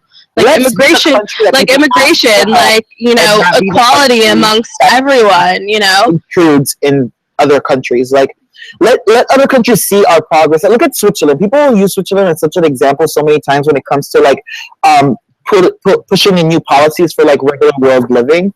I feel like America can be like that. We just need to, like, stop the bull crap and just, like, say what our problem is. And as American people, I feel like if we really went out there and just said what our problem was, we're going to work as a team all together and try to make it better. But we haven't been given a chance from the government to hear the truth and to work a solution from it. In their minds, they feel like we're just going to be super barbaric and start like looting everywhere and acting crazy, you know? And we haven't been given a chance to like try to help ourselves. Like, I feel like we don't know the problem because we're not really being told what the real problem is. Yeah. Well, I mean, there's a lot of problems that are out there. Like, I mean, there's a lot of homeless people. I mean, I wasn't gonna go through all of them, Daniel, but I just meant like, you know what I mean. So I mean, like, even like for instance, like our subject right now is El Chapo, which is actually a drug lord from Mexico, and he's taking like a really direct line against ISIS and saying like, hey, like you guys are messing up, like you guys are not, you know, gods or anything, you know, the world is not yours to dictate. I pity the next son of a whore that tries to interfere with the business of a Sinaloa cartel. Let's do monsters to fight each other. He's not doing it because he feels bad for, you know, these people that are dying in the process, but he's doing it because he's messing up his business. It's messing up his business, but hey, you know, if El Chapo wants to take on ISIS, I'd be down. Let's put it on pay-per-view is all I'm saying. That's what I'd say, yeah. Yeah, let's watch this. Hello. Go ahead. It's a Go ahead, Juan. Yes, well, I should point out that somehow hey, Juan, you're actually freezing up a little. Action or because of the actual taste. There's somewhat no ground. I was kind of hot. We're all going to be criticized, right? Yeah. What? Sorry, am I still here? Yeah, you're freezing up a little is all. You said that there's no middle ground between what? Basically, we're going to be criticized for our actions in helping people, and we're being criticized for our lack of helping people in our own country. Okay. Basically, definitely. So no matter what action is taken, the United States is always going to be criticized over whatever it's doing. Mm-hmm. But But basically, from speaking on the El Chapo thing, basically it's like what you said, Stephanie. That basically it's just an evil constructing another evil because it messes up with their original business plan. Right? Yep, exactly. I would love to see how these two armies will destroy each other, but it's not going to happen, unfortunately. Oh no! Well, one big event. Let me get our prophet in this right now. Like, Seer Kevin is going to tell you what's going to happen in the next year. Okay. All right. Oh man. A big global event is going to happen. Okay. From this global event, what's going to happen is that all the countries are going to come together and really say, you know what? We need to restructure our thinking on how the world works. Our rules are obviously not working. So what we need to do is combine all our efforts together so that we become a one unit. When that happens, it's going to be a cool, breezing, like couple 10, 15 years where everything seems like it's working. And then you're saying that we're going to become a unified government this year, everyone? Not this year. Yeah, this upcoming year. But eventually. Yeah. Eventually, yeah. I don't see that happening until for a while, though. No, it's happening now as we speak. There are talks of it. Even last year, they were talking about combining, I think, Europe and United States and making it like a one currency. I think it was like the euro dollar or something. Did you hear about that, Kuro? What do you mean? Oh yeah, I heard about that. Yeah, they were gonna make like a euro dollar, like it was gonna be combined. Yeah, it was like gonna be one single currency instead of the euro and then the dollar. Yeah, there was discussion of it. It sounds crazy now. It sounds it's a prank or something. This world, it's a good prank. This world runs on fear, and a big chaotic event is gonna drive people to really not look over their decisions and decide on things that are going to have huge repercussions. 9/11 is a big example of that. 9/11 ushered in the Patriot Act, which pretty much strips the Constitution, and it's like the rights that come with the Constitution when it's put in place. Oh, I meant the Patriot Act has to be renewed after a certain amount of time each year. So, the last time it was, I think, renewed was when that whole thing with Lamar and Kim happened. I forgot the date of that because it was on the same day. I remember that because then I saw that as like a distraction. Bye. Like from my show on. Have a good night. I mean, think of a global currency. You can't base your own country off of your own monetary value. Like you can't adjust for inflation. Really, you'd have to adjust the whole world for inflation. Are you serious? Honestly, like we already have an insane amount of. Like, what's the difference of us making it one whole cohesive one paper? Because then you really depend on each other. If one country fails, then your whole dollar gets screwed. Oh yeah. So what is that in turn now? You're talking about equal damage. In turn is equal damage to everybody. Okay, so which could be mass damage for everybody. Yeah, but then the bigger countries aren't going to allow that to happen. Then we're going to go into another dark ages, like after the Middle Ages, and not learn anything for years. I mean, that's bound to happen with any era. I mean, we had our golden age already, which was like the 90s and the 80s. We're in a golden age right now, technology. Still. But no, we're not. We're actually in a standstill. What are you talking about? We come out with a new iPhone every year. That's a technology. Those things have different technologies each year. The iPhone hasn't been revolutionary since it's like initial launch, like literally, like the iPhone. Well, which iPhone do you have? The 6. Exactly. Can I please make a quick comment about technology? Yeah, please. Well, it seems like there's an irony with technology because even though there is this somewhat new technology coming out, it seems to have ceased human evolution. Exactly. Told you. Exactly. We're changing the way we evolve now. What are you talking? Boy, bye. Wait, the environment isn't evolving us. We're evolving ourselves. Adios. By the things that we do. All right, well, I don't care. Leave. Well, I think that I agree with what Juan's saying. I mean, I don't know if you're thinking about it from the sociological perspective, but like I do know that, like, for instance, people that are growing up with so much technology don't have the same human-to-human interactions as when you're growing up. Like, for instance, like when you were growing up, you played outside, you spent hours talking to your friend and playing with paper cups instead of cell phones. Like, you didn't just sit in front of a computer messaging someone and telling them, hey, I'm playing, you know, this game, want to join, you know? Like, even this, for instance, is revolutionary in the perspective of you're having face-to-face, you know, interaction versus sitting behind a screen and just writing out notes. Or watching this video after it's So I think that in some degree, like, I do agree with what Juan's saying. We are in a standstill. Yeah, we're stagnant right now. We haven't had any revolutionary breakthroughs. Yeah, and I think that it's affecting...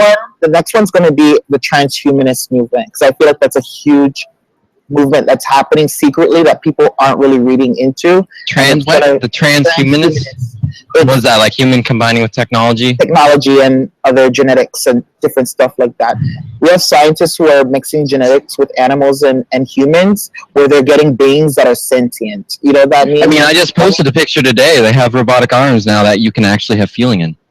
Yeah. That's some crazy stuff. You didn't see that 10 years ago. It was so still Juan, like hooks. So Juan, what do you think? Do you think that that's actually like something that's possible? All right. Hey everyone on Well, actually, I like to take something Kevin said about the whole combining global government thing. All right. Well, here's the thing. You see, it's kind of like the danger what I said about with the TTP and TTIP, in which if you have all these governments combined, it can lead to somewhat of a disaster if things fail, right? Mm-hmm. And also, basically, you said before about if one currency in the country dies, so that affects everyone, right? Yeah.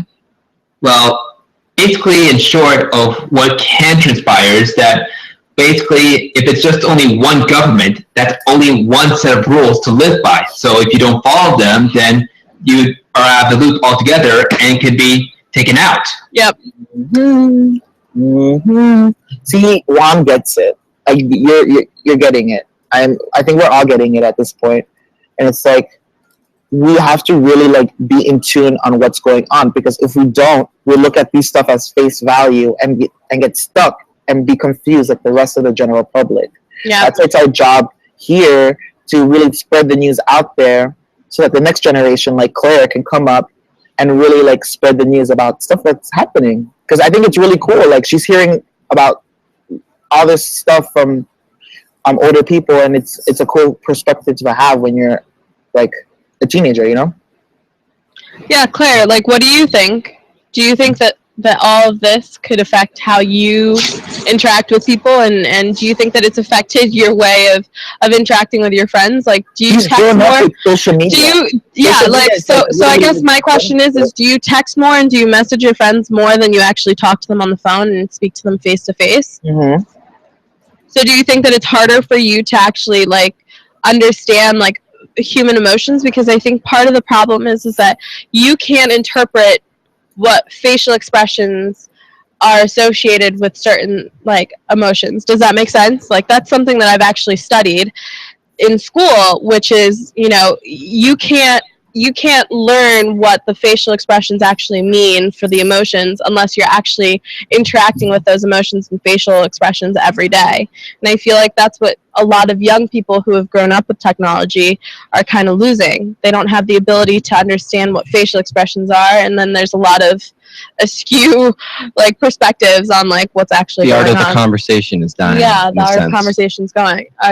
Sorry. I mean, I've been. It's crazy. I've been out and I see like these kids on dates and they're literally just looking on their phones the whole time. Yeah, and they'll text each other. That's a date. Like, that's literally, they're just on the phone. thing. They're texting each other or something. Like, that's seriously? the other sad thing is that like you don't know what your friend is doing next to you because you're buried in your phone, and then you giggle and then you show a picture and then you continue doing what you're doing. Like, I don't know how many times I've seen like groups of like hordes of girls that are like look. Oh my God! Share that with me. I totally like you. Like, it's the same thing every single time. Like, I'm sure you see it all the time, Juan. Claire, I'm sure you've been guilty of it, and I know that I'm guilty of it. So, I mean, you know, are we really like the same generation of humans that we were before, or are we becoming like more like attached to our phones? We were born in such a lucky time where we can kind of see going from analog to digital. There's been eras of time. We've seen that transition in our time. We've surpassed this level of technology, but those societies die out. Perfect. Yeah, exactly. So, like, look, Claire just said, yeah, like on the school bus, we're all on our phones and listening to music. Yeah, like if you go on a field trip or something, like you're never interacting with someone else. Exactly. Like, I remember when I used to go to school, like we on a school bus, we're throwing paper, we're talking, we're clapping, we're like, or climbing over chairs and like trying to beat each other up and like with the boys behind the bus. Yeah, like trying to see who gets like the back of the bus because they're the like cool kids. If you're in the front, you're lame. You have to talk to the bus driver. Exactly. Which was always me. So. The bus driver that touches you and you don't tell your parents. Hey, Kevin, ew, that's so inappropriate. Go ahead, Juan. No. I was just joining in the you know, I didn't want to involve the school bus driver thing. No, I mean, Kevin's had his own special experiences. Oh yeah, my favorite bus was the little yellow bus. Oh my god, I actually did ride a short bus for a really long period of time. I'm not even gonna lie. The reason why was because short bus too. I mean, he still does. But like, I had to ride the short bus because I lived in an area that was like super duper secluded. So there was only like 5 or 6 of us, and it didn't make sense for like the city to send like a huge bus. No. Your parents like pay them, like they have to pay. You pay them like every week to come pick you up and drop you off. No, it was like paid by the city. Like that was what our taxes went towards. But like the city had determined that because we were like in the middle of freaking nowhere, that there wasn't like a purpose for them to send like the big bus, because once they determined that like no one was going to take the bus except for like the few neglected children like myself, they were like, let's send the short bus. So we used to roll up in this like short bus, like, you know, try to like look all cool, like getting off the bus. Just get off as quickly as possible. And you would be like, everyone else would be like, yeah, I'm getting off the long bus. And you'd be like, yeah, what's up, short bus, all day. Tried to make it cool. But yeah, no, it wasn't cool. And then the bus driver. Not cool like you, Daniel. Like you're like one of a kind. I rode the short bus when I was going to preschool. I kid you not, there were car seats in the bus. I knew you were dropped as a child. I knew it. I knew you were dropped as a child. Preschool. My parents didn't want to drive, and then my mom like would ask me where to go, and I had no idea. Oh my gosh. I remember that. That happened once. I was like, you just gotta drive past the pumpkin patch. But then it was spring, so there wasn't a pumpkin patch. It was something else. So I like, didn't realize. You gotta drive the pumpkin patch. The pumpkin patch. You really have to just Mommy, you have to go down the pumpkin patch. She's like, there's no pumpkin patch. Shut up. That's had nothing. Ooh, Kevin. Yeah, it's so true though, Claire. Like 5-year-olds really do own iPhones. I went to go and babysit a family who had 2 little kids, and it was like a 6-year-old and like a 7-year-old. And like the 6-year-old was like, I have a new iPhone, and here I am with like my cracked phone, and I'm like, what's up, guys? Like, what are you guys playing? And they're like, I'm playing like some penguin game, blah blah blah. I'm playing Angry Birds. I was like, okay, guys, so like, I'm you guys investing have in my dinner? future, checking on my portfolios and stocks. I mean, how creepy would that be? Go ahead, Juan. Yeah, you see those in the commercials, right? Yeah. What were you gonna say, Juan? Yes, I'd like to actually make a quick comment about how technology is affecting everyone. Oh, please. Well, you see, technology can be somewhat of a good thing, right? But too much of it, and you grow out of touch with people. However, with no technology whatsoever, you grow out of life itself. So there has to be a moderation, otherwise you lose touch between multiple areas. Free energy, good. Nuclear power, bad. That's would be free energy. Fission. What? We do fusion right now. Fission supplies even more power. Look it up. It's coming within 10 years, and that's like going to be a universal. Fusion has been around since the 40s.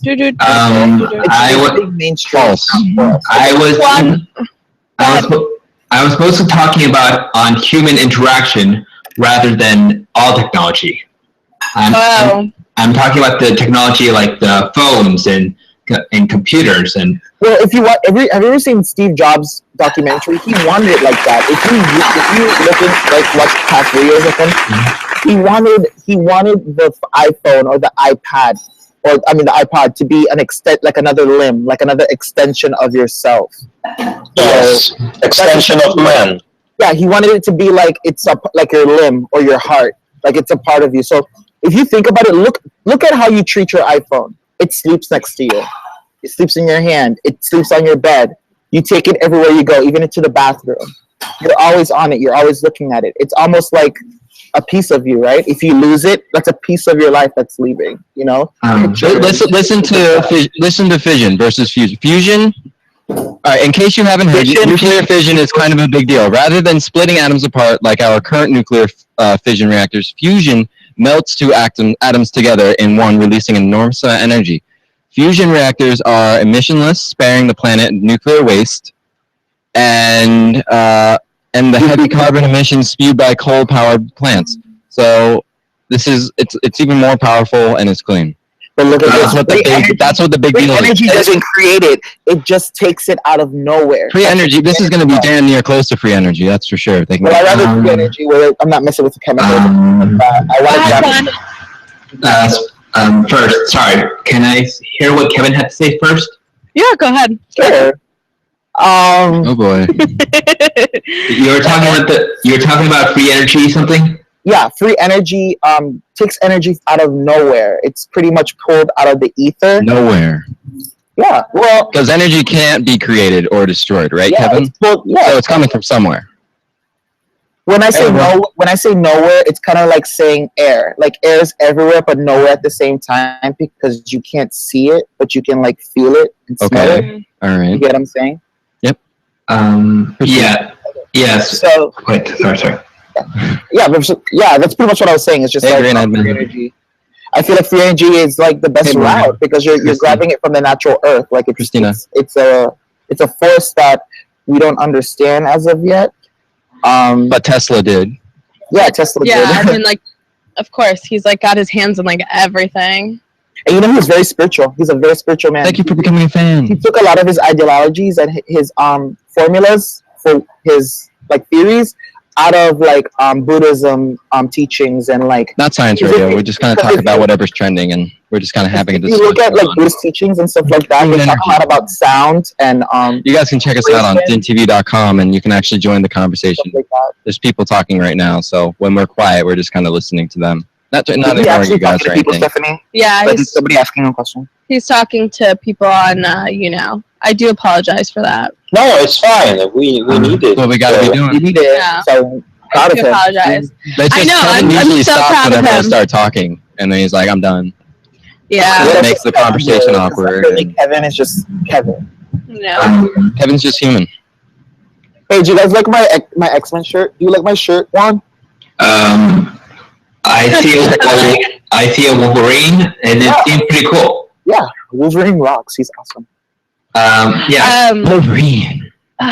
What's your favorite character? Wait, are you now talking to me? Yeah. Oh, all right. Yeah. For favorite character, do you mean like from Marvel or? What? Let's start with Marvel and then we'll work our way down. It's Douglas. It's Douglas. It's Douglas. Douglas. All right, Juan, let's hear it. What'd you say? Marvel, tell us. Who do you love? All right, well, Wicked. Even though I'm familiar with Marvel, I'm not crazy over it, but if I had to pick a favorite character, I would say Tony Stark, you know, Iron Man. Okay. But we're talking about superheroes. Can I just say something really quick? Yeah. That goes with what Daniel said about energy and what Kevin said about the iPhone being next to you while you sleep. Mm-hmm. Oh, yes. All right. Well, the topic on hand says, people who can't say no, what is the worst thing you end up doing for someone else? Well, here's the thing. Basically, Kevin talked about how there's this idea of taking it like an arm and combining it with technology, or just implanting an arm with technology and doing all these robotic things, right? Yeah. Yes. But that's the thing. I'm kind of concerned about that, because if we get to that point, then when will it be? When will it be when we have to replace everything with machines and end up becoming machines? And better yet, who do we go for improvement or to sustain our lives? We just go to the become like Wally, and BNL is gonna go ahead and take care of us because I'm gonna get some more oil for my joints. Getting a little stiff, getting a little rusty. All right, guys. So I'm actually going to change gears. Who was it? Cat videos. Share some Morgan cat videos S. with us. Actually, just requested that we talk about Adele. I know that we've been talking about a lot of politics, Juan. I do apologize, but there are other people that have requests. So we're actually going to cater to them a little bit. And we do ask that you guys join us on DINtv so you guys can actually see the videos that we're posting. Yes. And then asking for requests in DINtv. Yeah, so Morgan, jump on DINtv and we'll actually like post up wherever you want. Right now I'm about to post up a video of Adele on Jimmy Fallon, which is gonna be awesome. Hey Claire, how are you doing? Hello. Steph. Yeah. Heart eyes. Alright. I was wondering. Alright. Join us. It's me. I was wondering if after all these years you'd like to me to go over everything. They say the time's supposed to heal ya. I ain't done much. She's like my hero. Hello. Jimmy Fallon.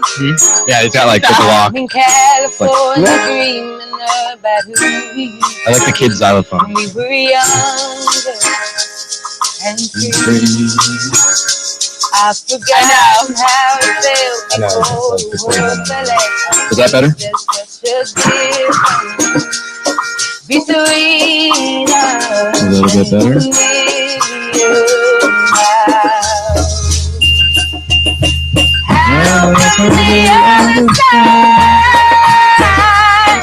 I must have called 1,000 times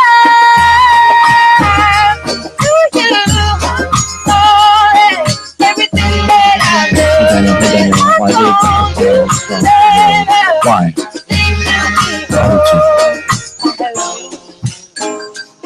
How are you?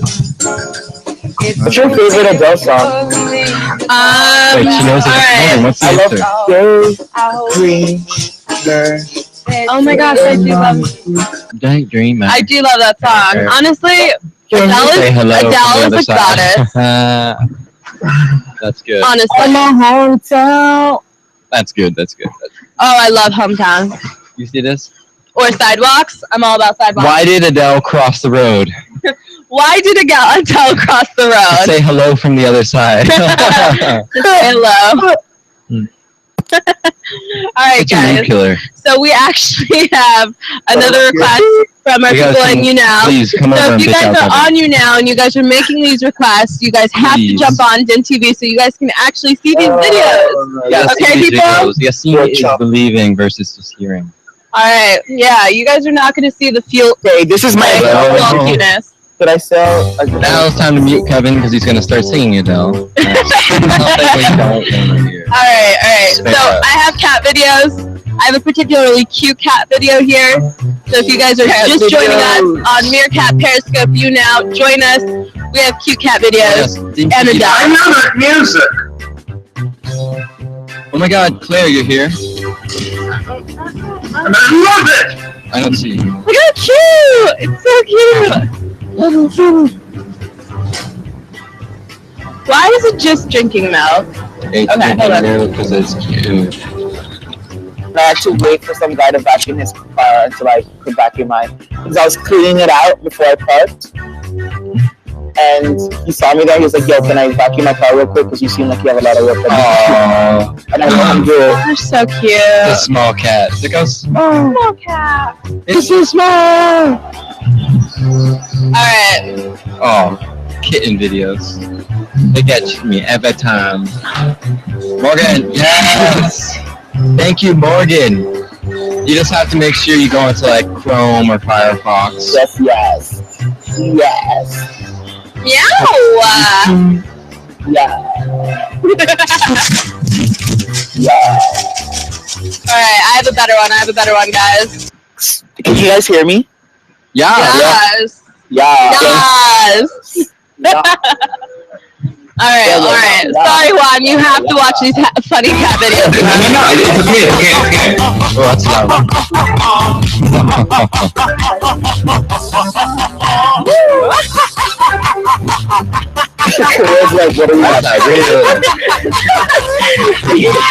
This cat looks like it's at the nightclub. You lost all your hearing in your left ear? They're saying it's loud. Oh no, I'm so sorry. It's a little... Stop torturing cats. Stop the torture cats. But the cat's like hugging its arm. Like, I'm never letting go. Uh-oh. Cat was oh, hell no. Oh my god, it looks like a lion. It's so cute. It's eating the giraffe. Nope, that's it. It's done. Basically the kid version of Animal Planet, right? Basically. Yeah. To the camera. What? Well, you can still come on and type to us. Yeah. You can type to us. That works just as well. Yeah, you're just doing the same thing that you're doing on Talk about my face. Thanks, Claire. It's the same thing as like... Oh, that cat's so cute. Oh. Alright. What? I just like funny animals in general, people. Juan, do you like cats or dogs more? Yeah. What do you like more?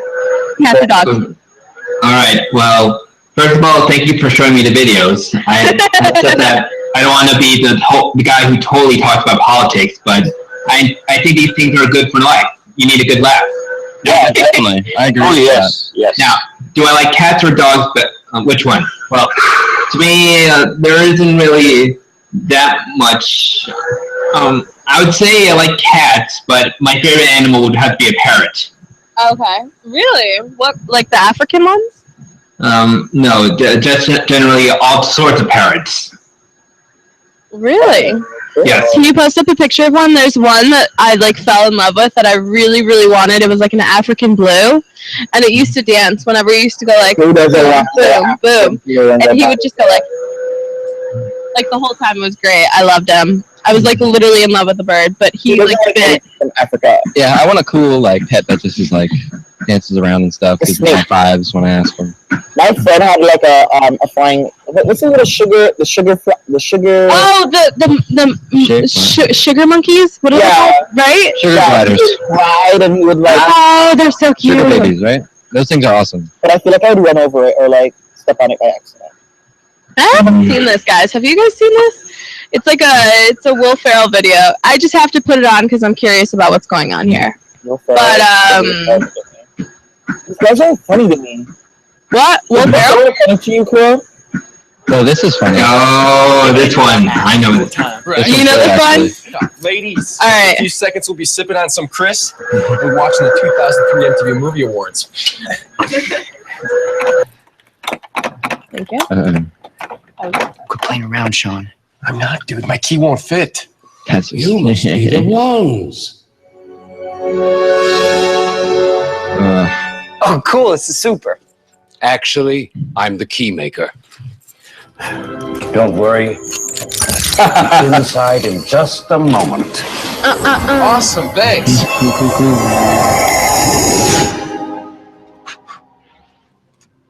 What's happening, hot stuffs?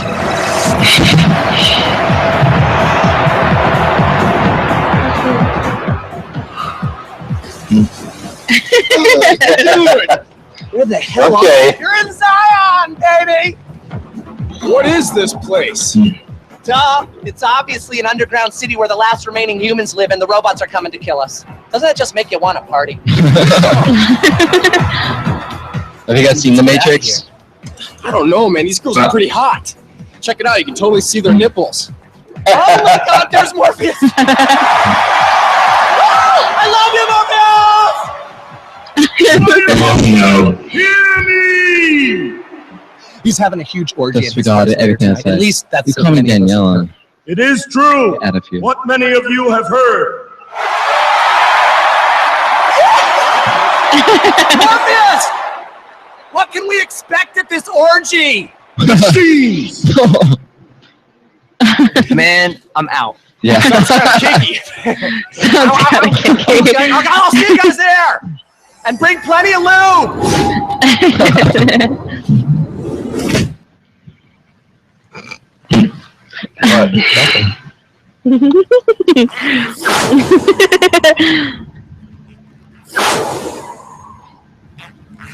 Great. An infinite hallway of doors. One of these has to lead back to your apartment.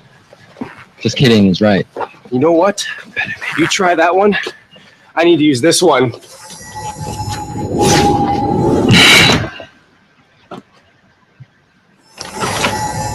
I see Trinity, and something happens. Something bad. She starts. Hey there, Ryder Harley Quinn. And then I wake up. What's up? I love Wanda Sykes. She's hilarious. I'm so sorry to interrupt you guys, but I'm really lost. Wait a minute. Hey, Angel W. You're that boy from. I'm Daniel. This is Stab. What happened to your Jerry curl, man? Kevin. That was a How you good look. Yeah, that was. You know the boys, right? IndieKidCollective.com. Check it out. You never heard of NSYNC? No. Those boys can dance. Come on, man. Show them your moves. Oracle, damn it. I'm the Oracle. Aw. Can't hear If I you. had to guess, I'd say you were programmed On from here? the machine world. Oh man, I'm just doing the robot. Here, you should try it. Yeah, work it. Come on, Neo. Get in there, man. Do the robot. Why? Come on, man. Do the one. You're the one. You can do it all. No. Come on, man. No more arigato, Mr. Roboto. Come on, Robot with JT. What if I can't? What happens if I fail? Okay, dude, lighten up for real. Just the robot. No.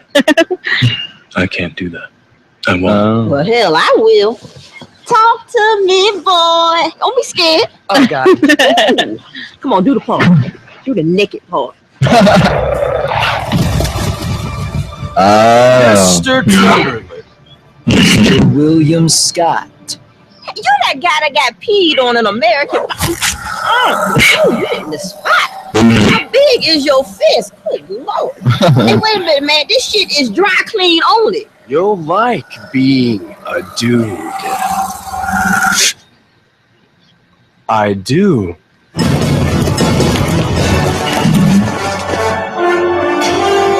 That is a shitload of stiflers. Oh my god.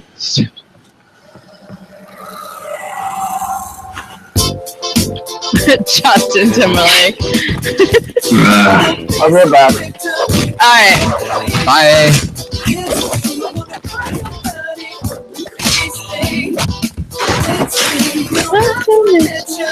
Walk away. Yeah, but I'm on here and I'm lazy. Stop hitting yourself! Who farted?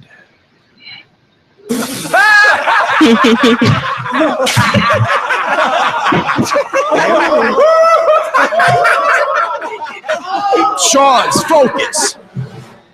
Let's get Mr. Timberlake.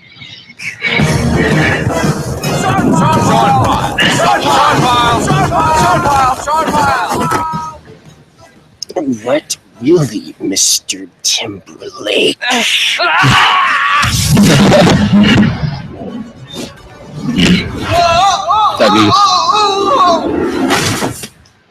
Just kidding. Alright. I'm kind of getting bored of this video. I don't know about you guys. You guys getting bored? Yeah, just play that. Alright.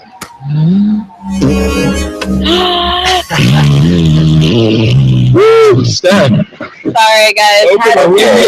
Had some extra beans today. You know, got my daily fiber in. It was a good break. Oh, making me cry. Alright. But, So our subject is people can't say no. What is the worst thing you ended up doing for someone? okay, I can say. The worst thing that you try to help out someone who doesn't understand and who doesn't even able to realize it, and this is the worst thing. Really? Yeah, at my point, I don't know. It's from my experience. So you have like a specific example? Could you share it with us? No, I mean that you try to help someone, but it just turns out against you. I don't know. Backfires. Yeah. Yeah. Are you flexing for us, Crow? What do you mean? Flexing like... Are you showing us your muscles is what he means. No, I just... Oh, look at these muscles. Some workout. It's after mathematics movie, I decided to... What are we talking about, guys? Small. I just... The worst thing that you've done because you can't say no. I can't. And now the oral history of the league. You'd probably know about this. The League? I don't know what the Yeah. League is. The show. The League. Oh, I never watched the League, but I know What? it is. You It's never like watched the fantasy. League? When did Alright, so the League is like basically a show about like a group of friends that all participate in this fantasy football league, and they all do like these really messed up things. Like they'll like the winner gets to dictate like what the loser does. Like it's like terrible things. Like they'll have to like streak or do these like weird things, and they encounter different like football celebrities. I don't know if you guys are really into that. No. But no. If you go on the link where it came from, it goes to ESPN. Yeah, but on the radio, there are a lot of examples actually from people who commented this. Yeah. A lot of examples. Like, yeah. So I guess this is the last season. Oh, okay. That's what is this, 7th or something like that? It came out in 2005 actually, so it'd be like 10. Yeah, it would make sense. It's an awesome show. I gotta check it out because I'm into fantasy football. It's actually a really, really funny show. Hence this being up. What? Don't run with scissors? Is that what they're saying? But I don't get it. I think I get it. It's basically one of the what you see in the media. What you see in the media. Basically, it could be one thing, but if you show the whole thing, then you understand what's actually going on. Yeah. Wow, and I like how you think, man. You're a smart guy. Smart. Do you guys know about Kim Richards? No? Yes, maybe? Who's Kim Richards? Do you know about Kim Richards, Kevin? Kim Richards. Is she like a... She's like the Real Housewives lady. Oh, the skinny one that was like in jail. The blonde one. Yeah, the one that keeps like ending up in jail. Okay. So I'm actually going to change this over there because I have a lot to say about it. Boom. Boom, boom, boom. All right, guys. So I don't know if you guys know about this, but Kim Richards and Kyle, which is actually your sister, are actually related to the Hiltons. And they've actually had a lot of issues with their family because Kim Richards, who I'm actually going to post a link about, has a bit of a drinking problem. She likes her Chardonnay strong with a double shot of Patron. So basically Chardonnay is white wine. Duh. What's white wine? Oh, honey, it's fermented grapes. Okay. Yeah, Thank you for telling me. You're welcome. I didn't I'm know. here. It's okay. I'm pretty sure that you drank Chardonnay at my house, honey. Yeah, I drank more than that, honey. I know. You drank You some can't of get enough this of this juice. brat. You can't get enough of this Mandingo girl. You love this shit, girl. I mean, like, you know, sometimes. It's just a little juicy. Ooh, only sometimes, Kevin. It's, you know what? Don't worry about that. Don't worry about it. I mean, honestly, he's just jealous he didn't get any of this juice. Really? Hey, hey, everyone. Exactly. Anyway, basically she got like arrested right after she went to Nikki Hilton's wedding, which was in Mexico. And got married? Yeah, she got married. You didn't see that? No. How did you miss all this? I don't really keep up with Paris Hilton. Like ever since Kim like took her crown pretty much. Yeah. No, but Paris Hilton's recent editorial shoot that she did she looked amazing. Can you actually post it up? Yeah. Post it up. Post that shit up. Alright. The fact that this showed blah blah blah blah blah blah. But yeah, apparently it's like amongst all the sisters, they're all pissed off at each other and pissed off specifically at Kim because she's been a brat and been drinking too much of the happy juice. So happy juice will get you in trouble. Happy juice always gets me in trouble. Do you guys, Juan? Do you drink a lot or no? Yeah. What's your drink of preference? Wait. Sorry. No, I do not drink. You don't drink? Unfortunately, I have this thing where if I basically drink even the slightest amount of alcohol, my liver will practically die. So we can't have that happening. Well, it's not in actual terms, but basically my liver is kind of weak to alcohol, you know. Mm-hmm. Yeah. Well, everyone's liver is weak to alcohol. It just depends on like the thresholds of whether how much you drink. More so for me.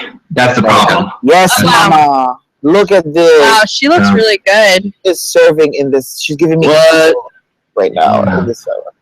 She looks really good. But have you seen her recently without makeup and retouching? She looks old. Yeah, she looks old. But she's in her 30s now. She's in her 30s. But so is Kim Kardashian. Nicole, I love Nicole. Nicole Richie's like my spirit animal, seriously. I think they just did too many drugs and like drank and partied way too much. They were the Kylies in their day. Except, if you can imagine if they had Snapchat and stuff, they'd be just like Kylie. Mm-hmm. They used to party. They used to hang out with older people, way older than their age. Like, it's just it's the life of Hollywood. I know you. Calm down.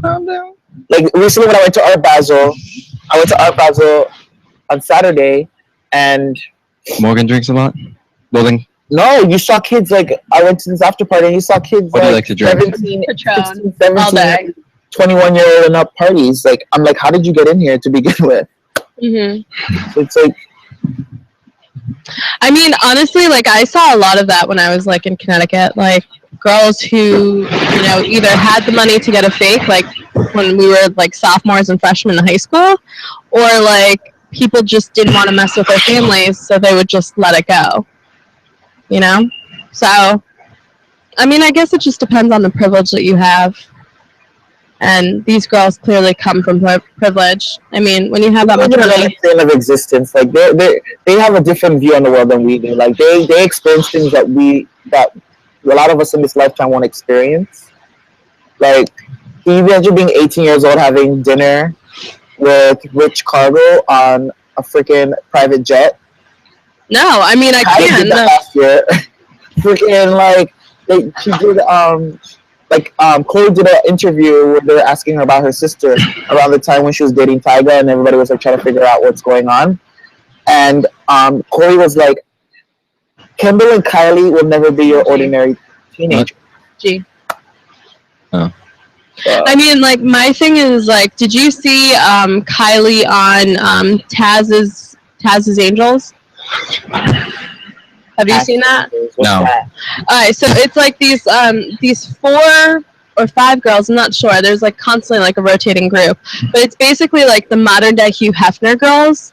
Mm-hmm. And like they're all really pretty and like they're from Miami actually.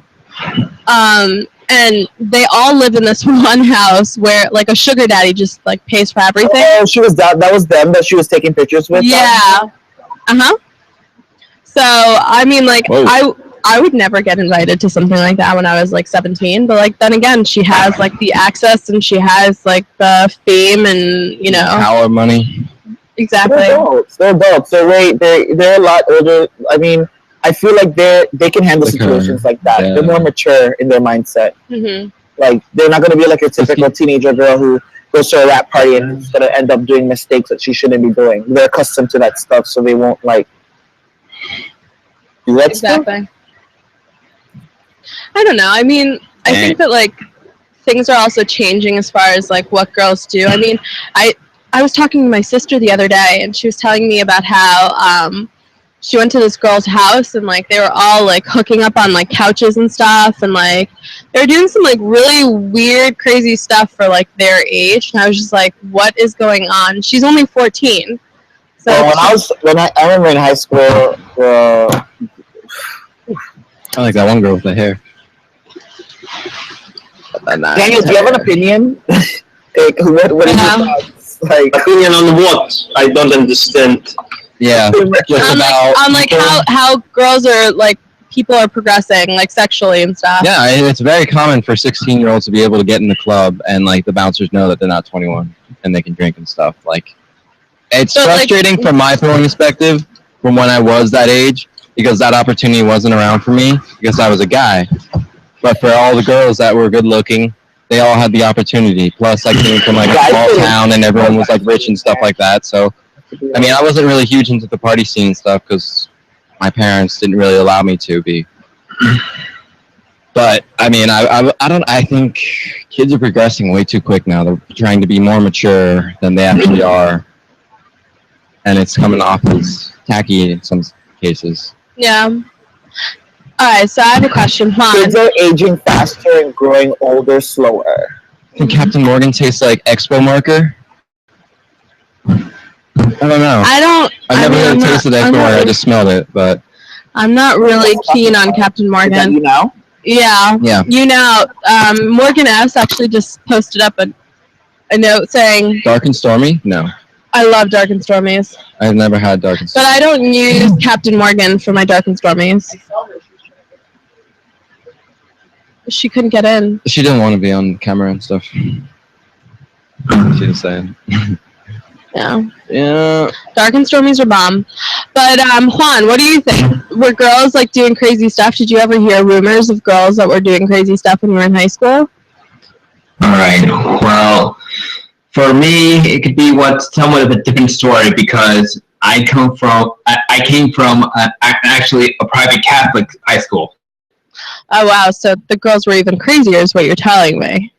Well, it's just that I've never tried a Dark and Stormy. I didn't normally see it myself, but there was always some sort of there were sometimes some rumors spreading around, but those sort of things. But I don't know. I can't confirm it either way because I wasn't into those sort of things. I mean, I don't know. The Catholic school was like by me. Like all the girls were like the craziest girls. Like I went to a small private school, and like they were like the private Catholic school. I'm sorry, and the girls were like literally the ones that were running like full out drug like schemes and stuff, like selling cocaine out of like their like little BMWs or Mercedes. And they were like, okay, like let's go to New York City and pick up, you know, our drugs and then we'll sell it back. Like that was like the weird stuff that you would see like the Catholic schoolgirls doing, or like having like full out orgies. It was like insane. Like, you know, I don't know whether it was just too much. What's wrong with that? That's not a problem. I mean, the drug thing, like, I know a girl who's, like, has, like, volleyball team in a... What? Team, yeah. I mean, yeah. I used to be a trainer when I was in... Nothing wrong with it. I'm just saying, like, these girls were wild in comparison. In my high school, a trainer is, like, the person that, like, massages the person, like, after their games. Like, or like wraps their like injuries or whatever, and like I took care of my players. Really. Kevin. Let me guess, you massage their groin a lot? No, they more or less like because nothing wrong with that, but just saying. So you went to a Baptist school. Morgan S. is actually, she graduated from a private Baptist school, and she said, "Whoa, knock it out, Steph. Why don't you?" Okay, so basically she's saying, you know, what's wrong with having crazy orgies? What I'm saying is, Morgan, come to DINtv.com so I can see for myself what you're talking about, and I can see you typing because I feel left out in this conversation. Hi, everyone. Hi, Bridget. How are you? Yeah, no. So I agree. I mean, Morgan, if you want to, why don't you try to jump on again, and we'll try to make sure that you actually get on. Guys, I don't know come over what's to going on. DINtv.com. We can have better interaction. Periscope, Meerkat, YouNow, I'll jump on DINtv. we are actually live chatting, and we'd love to have you on. All right. Yes, we would. But yeah, so sleuths, money, cocaine, all exciting. Guys, OMG, trying to get use coconut oil, honey. Claire, use coconut oil. Just in case you guys don't know, coconut oil is like literally the cure-all if you cannot take off your makeup. If you can't take off your falsies, use coconut oil. Literally just a little dab goes a long way. I'm telling you. Beautiful. You're welcome. But yeah, and not only that, but it's also really good for you. So if you cook with it, it smells delicious. It's good for everything. And it's amazing. Like Use it as great lube? moisturizer. No, I wouldn't clean my vagina of all things. Like the vagina is a sacred place that should not have some coconut oil. But would it be bad, technically? I don't know, because like coconuts? They say that coconut oil is like an antiseptic, but I'm not entirely sure. So Ooh, I don't know if it really work with the vagine. The vagine is a sensitive place. Does it hurt your vagina, Daniel, when you put coconut oil? I've never done it, so you do have a vagina. I'll let you know when I try it. Yeah, man, of course I do. He's packing a big old beef curtain. They're literally draping the floor right now. He's like sweeping the floor with his foam bar. I know, Kevin. You don't have to tell me. You already found out, though. Nah. That's how Kevin knows I have a vagina. Sorry, everyone. I do have a vagina. I can kind of smell it. He's packing a mean old beef curtain. You're giving me an Ariel fresh fish water, like out of the sea. Like, speak for yourself. I am good. I am clean. You smell like fish. I may have a beef curtain, but so fresh, so clean. I am more like Sebastian. So, anyone want to ask us anything in particular about life, love, happiness, coolness? My first time was actually kind of funny. Shout out to Jenna. You know who you are. I had sex in her bed first time. Yeah. Jewish holiday. It was great. Cause when you're 16, somebody tells you anything. Open your legs.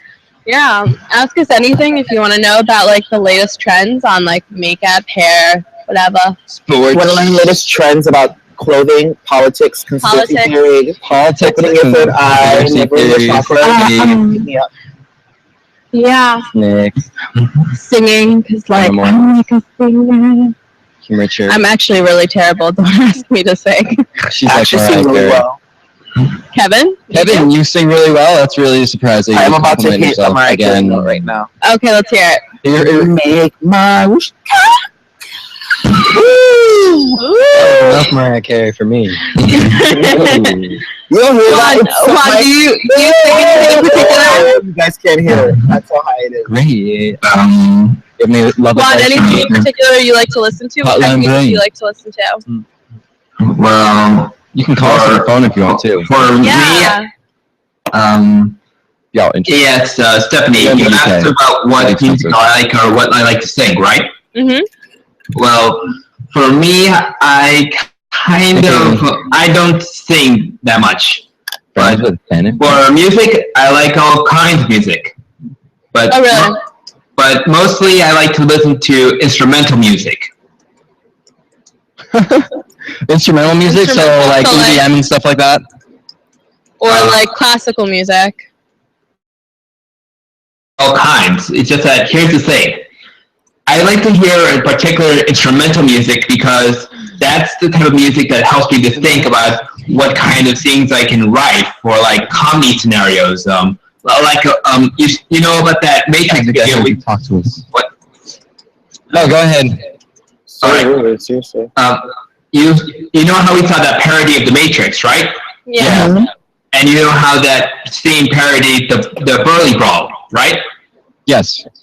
Well, I like to imagine the original scene in which there's all this dramatic action going on while you're listening to intense music that matches to that action.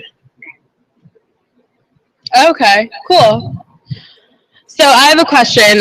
Morgan just asked us to talk about friends with benefits. Have you ever had a friend with benefits? How old are you, Morgan, first of all? How old is she? Yeah, Morgan, how old are you? Give us your answer. Go on her profile. I'm trying. because I will not condone a 13-year-old wanting to know friends with benefits girl. Barney and friends is what you need to be worried about.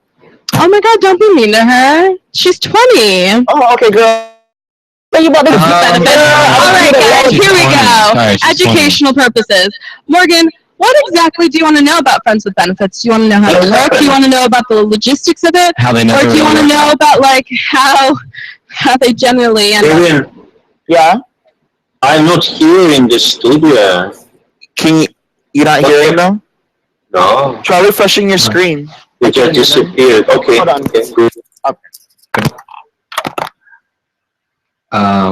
What's going on? It's refreshing when we have the star user. Oh no, I've had them. I'm just saying. Just saying. What are you just saying then? Yeah, what are you just saying? Do you want to be friends with benefits with me? Here's Kevin. Okay. Kevin wants some attention. Kevin wants to know if Here you're you a go, thought. Kevin. Your thought. But I don't think you're a thought. Hey, Morgan Gorge. What's up? It's Kevin, your #1 star. What's going on? Oh my gosh. Anyway, Sure. Sure what? What is she saying? If she wants to be friends with benefits with me. Girl, you like the pooty cat? You like the poom poom? The poom poom? She likes the Pikachus. It's okay. You don't We're want not judging. Daniels. No one wants Daniel. Thingamabob. All right. So here's the deal. What else? Friends and benefits. Have you Friends had with experience benefits. with friends and benefits? I have not, but Yeah. I've seen them firsthand. Why are you watching your friends with Oh, everyone's had that one drunk night in college. Girl, speak for yourself, honey. I'm talking about that one drunk night Tiger, where you come on. experiment and you play with someone else's dingling. But I'm just saying, honestly. Girl, that's a Monday night. Woo, that's for you, boo boo, because you're a thought. Kevin. Girl, shut up. You don't know my life. Daniel? I said But you are someone. That one night. You were somewhat attractive. Anyways, Morgan, are you in a relationship right now? A friends with benefits relationship? Yeah, are you? Are you Or dating someone? more serious? Oh dear. Have you been giving him a test drive without him? No, nothing right now. Oh, okay. Well, those are all good. All right, here's my perception. So I've been in a relationship for a really long time. I practically married. I've been dating him since I was 14, and I am 24 now. So I'm like an old lady. Almost half a life. Basically, I grew up with this kid. Anyways, long story short, I'm like a strong proponent that when you're not looking for someone is when you find them. And I've seen this time and time again. So obviously, I don't say that having a friends with benefits situation is a bad thing, but I think that you should be careful and not let yourself get too invested into whoever you're fooling around with. I have That's my experience. perspective. Yeah, no, that's for sure. I have experience. Just got out of a relationship that Aww. Why can't she type this in? On Because she can't get in. Yeah, friends with benefits is such a tough sort of like relationship to handle because either you or the other person's gonna catch feelings, and then it's awkward after that, and then if you were normally friends beforehand, it ruins everything. Has that happened to you before, Daniel? Have you been in friends with benefits? Yes, I have been a friend with benefits. I was in a friends with benefits for a long time, actually, like 6 months. Really? Yeah, with the same And girl. how did that work out for you? Clearly you're not in a relationship with her, him, whoever. She got a boyfriend and she kind of just moved on. So I was like, all right. Hey, it's Leslie. How's it going? And this is on my phone, so it's easy. Oh, well, you can't get on your phone, technically. You gotta get on your computer. Well, clearly, Dan's a side bitch. About 6 months. I don't care. I wasn't looking for a relationship with her anyway, so it's like... It's fine. It worked out actually kind of good for me. She caught feelings after they had broken up. That was kind of weird. Wow, you're really bitter about this. I mean... Well, honestly, I think that those are kind of the best relationships where you can, party with the other person and, really get to know them, because I feel like once you see them drunk, you really see, all perspectives of them. But that might be, my impression of, every drunk person that I ever see. A drunk person is the most honest person, too. Yeah. It's truth serum. It is. Yeah. No, it's not. Yeah. Carolina's tied with, or not Carolina. The Minnesota Vikings are tied with the Arizona Cardinals 10-10 at halftime. Anyway, in case you're interested. Let's see. So Morgan, any personal trends that you're going through right now? Like, for instance, have you decided to chop off your hair? Have you decided to do the dark brown, black lipstick? Anything? Are you really a girl? What the hell's going on? No. I'm just wondering what her thing is, what her vibe Hey, is. Isabel Button. I'm Daniel. This is Stephanie. Hi. We are hosts for an online platform called DINtv. Ah! You say it actually above. You guys, in case you guys are interested.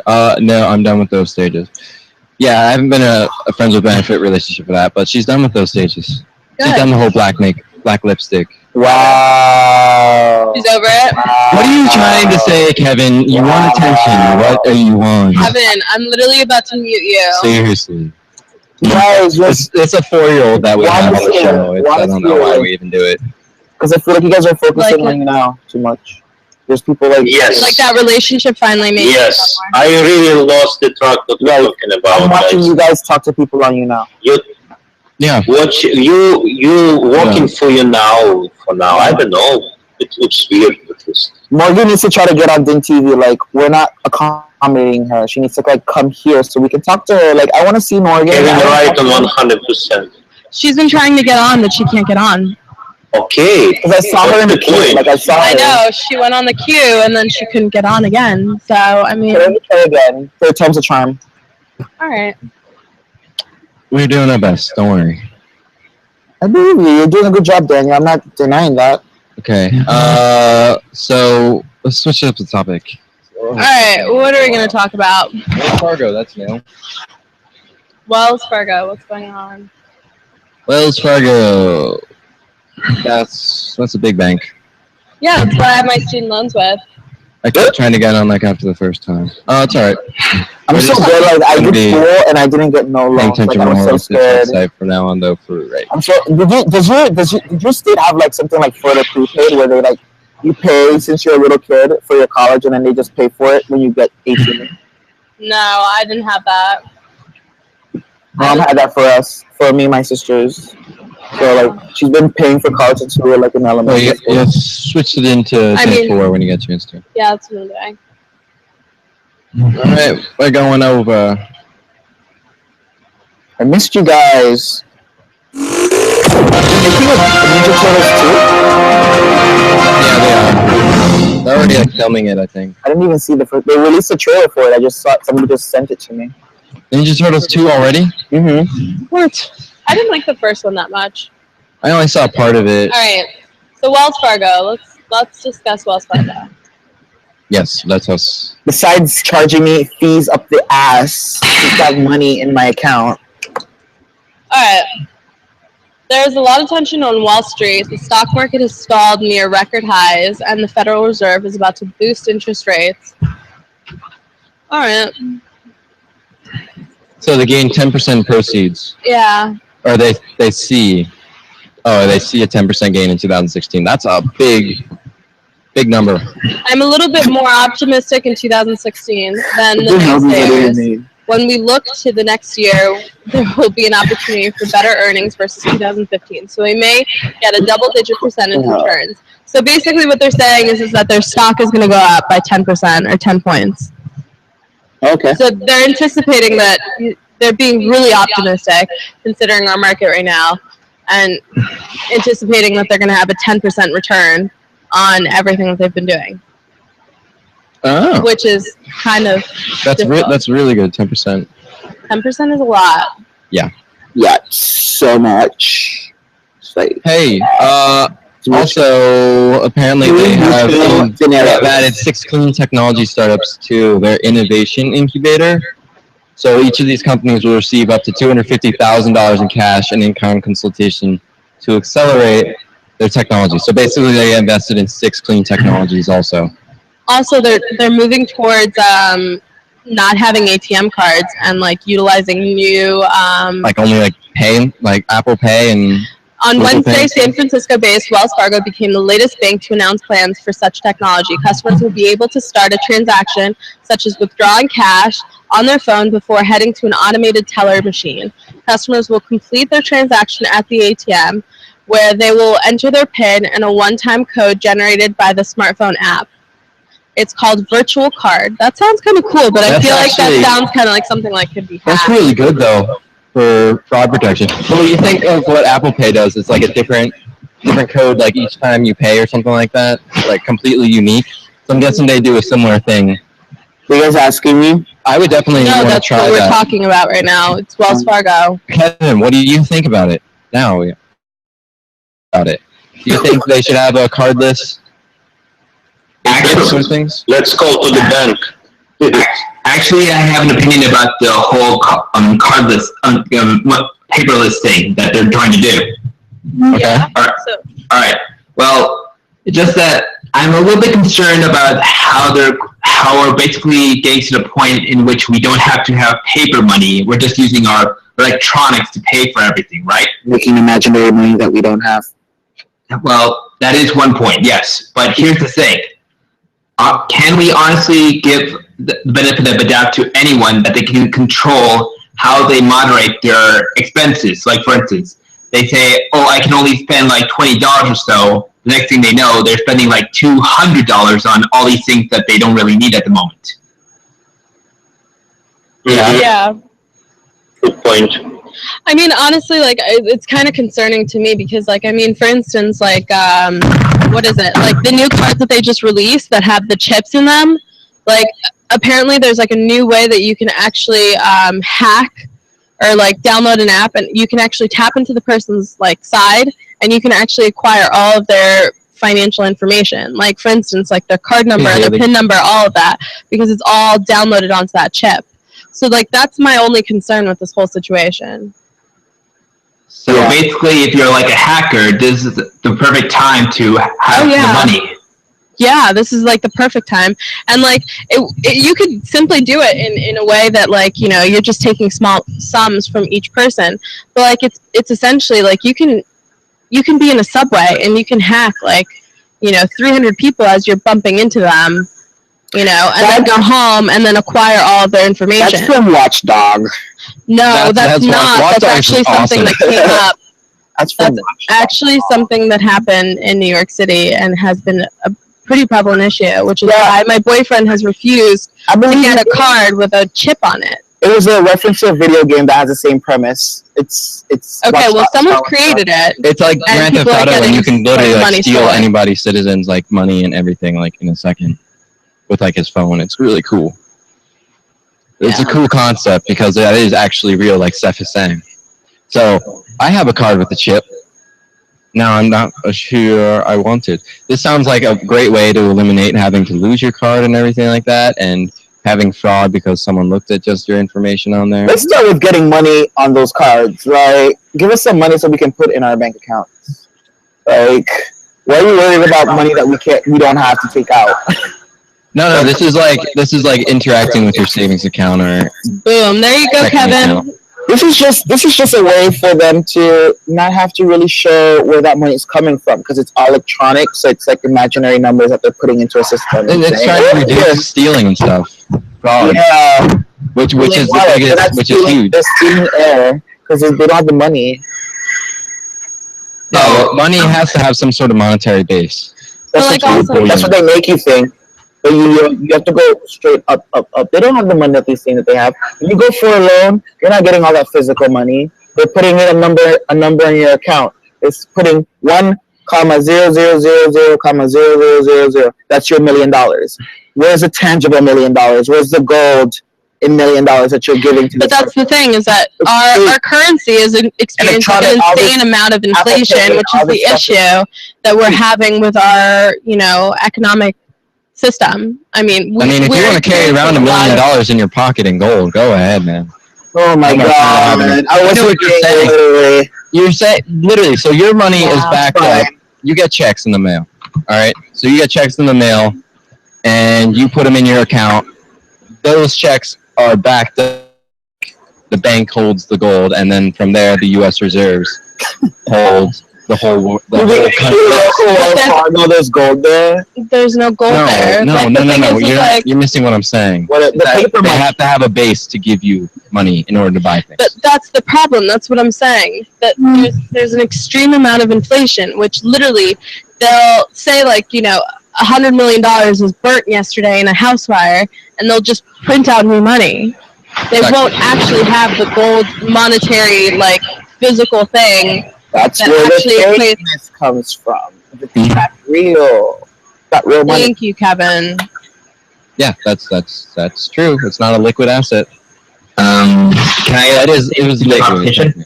Yep, go ahead. I should point out that I know that I talk about it a lot, but the Wells Fargo actually supports the TPP, the Trans-Pacific Partnership. Ding, ding, ding. There you go. There's a, what do you say, lightning, like a red flag right there. Look at the companies that are investing into this TPP thing and see what their policies are. What are the new changes that they're trying to implement? And it gives you a structure of what they're trying to do in the next couple of years. Yeah. Well, yeah. So what do you think about it? I mean, do you bank with Wells Fargo? Me? No. Juan? Well, unfortunately, I have to at the moment because it's like, it's just that, unfortunately, you know how I said that one of the major problems with the TPP is that they're getting the dominant companies that no one can go without to go with them, right? Yeah. Well, unfortunately, I do have an account with Wells Fargo. I'm not going to say it out loud here because, you know, internet things, but, you know, yeah, that's the way that I'm going right now. Darn it, and I wanted your account number and routing number. Sorry, I'm keeping whatever imaginary money I have, or actually what real money I have. Right?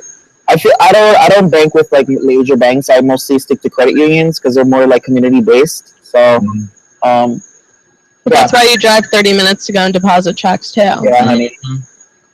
You should have seen him on payday. He literally was like, okay, I'm going to go to the bank. I was like, okay, where do you bank? He was like, it's actually going to be like a 20-30 minute drive. I was like, what are you talking about? Yeah, it was a small credit union that was in Orlando, and they only have one bank in the whole of South Florida. So that wouldn't be there.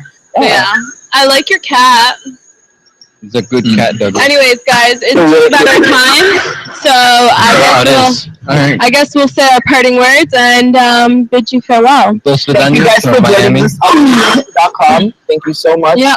Thanks everyone for chatting with us on YouNow, but we need you to come over to DINtv when you get a chance, so we can have more fluent conversations and flowing. All right. All right, guys. Well, I hope you have a wonderful night. Bye, Meerkat. Bye, Periscope. It was really nice talking to you guys. Please join us on DINtv live. Okay. Well, Juan, it was nice talking to you again. Please join us if you'd like tomorrow, whenever. What time? What time are you on tomorrow? I am. Just give me a second. I am actually not going to be broadcasting tomorrow. I won't be broadcasting until Monday, I believe. Here's the schedule. Okay, so I'll be on from 4 to 6, and Steph won't be on until Monday. Yeah, I won't be on until Monday from 8 to 10. Okay? Well, if you're going to talk about the TPP, the politics, or whatever, I'm more than happy to join in. Just tell me the time, and I'll be there. All right. Well, do you want to actually post up your email address, and we'll shoot you an email? Let me. Or you could, if you don't have any sort of social media like Twitter or Instagram. Just come tomorrow at 4. Yeah, come at 4. Yeah. Jump on tomorrow at 4. I'll try to do that. All right. All right. Anytime after 4. All right. 4 to now is fun. All right. Well, it was really nice talking to you. Bye, Juan. Bye, Douglas. Bye. Bye, everyone. Bye-bye.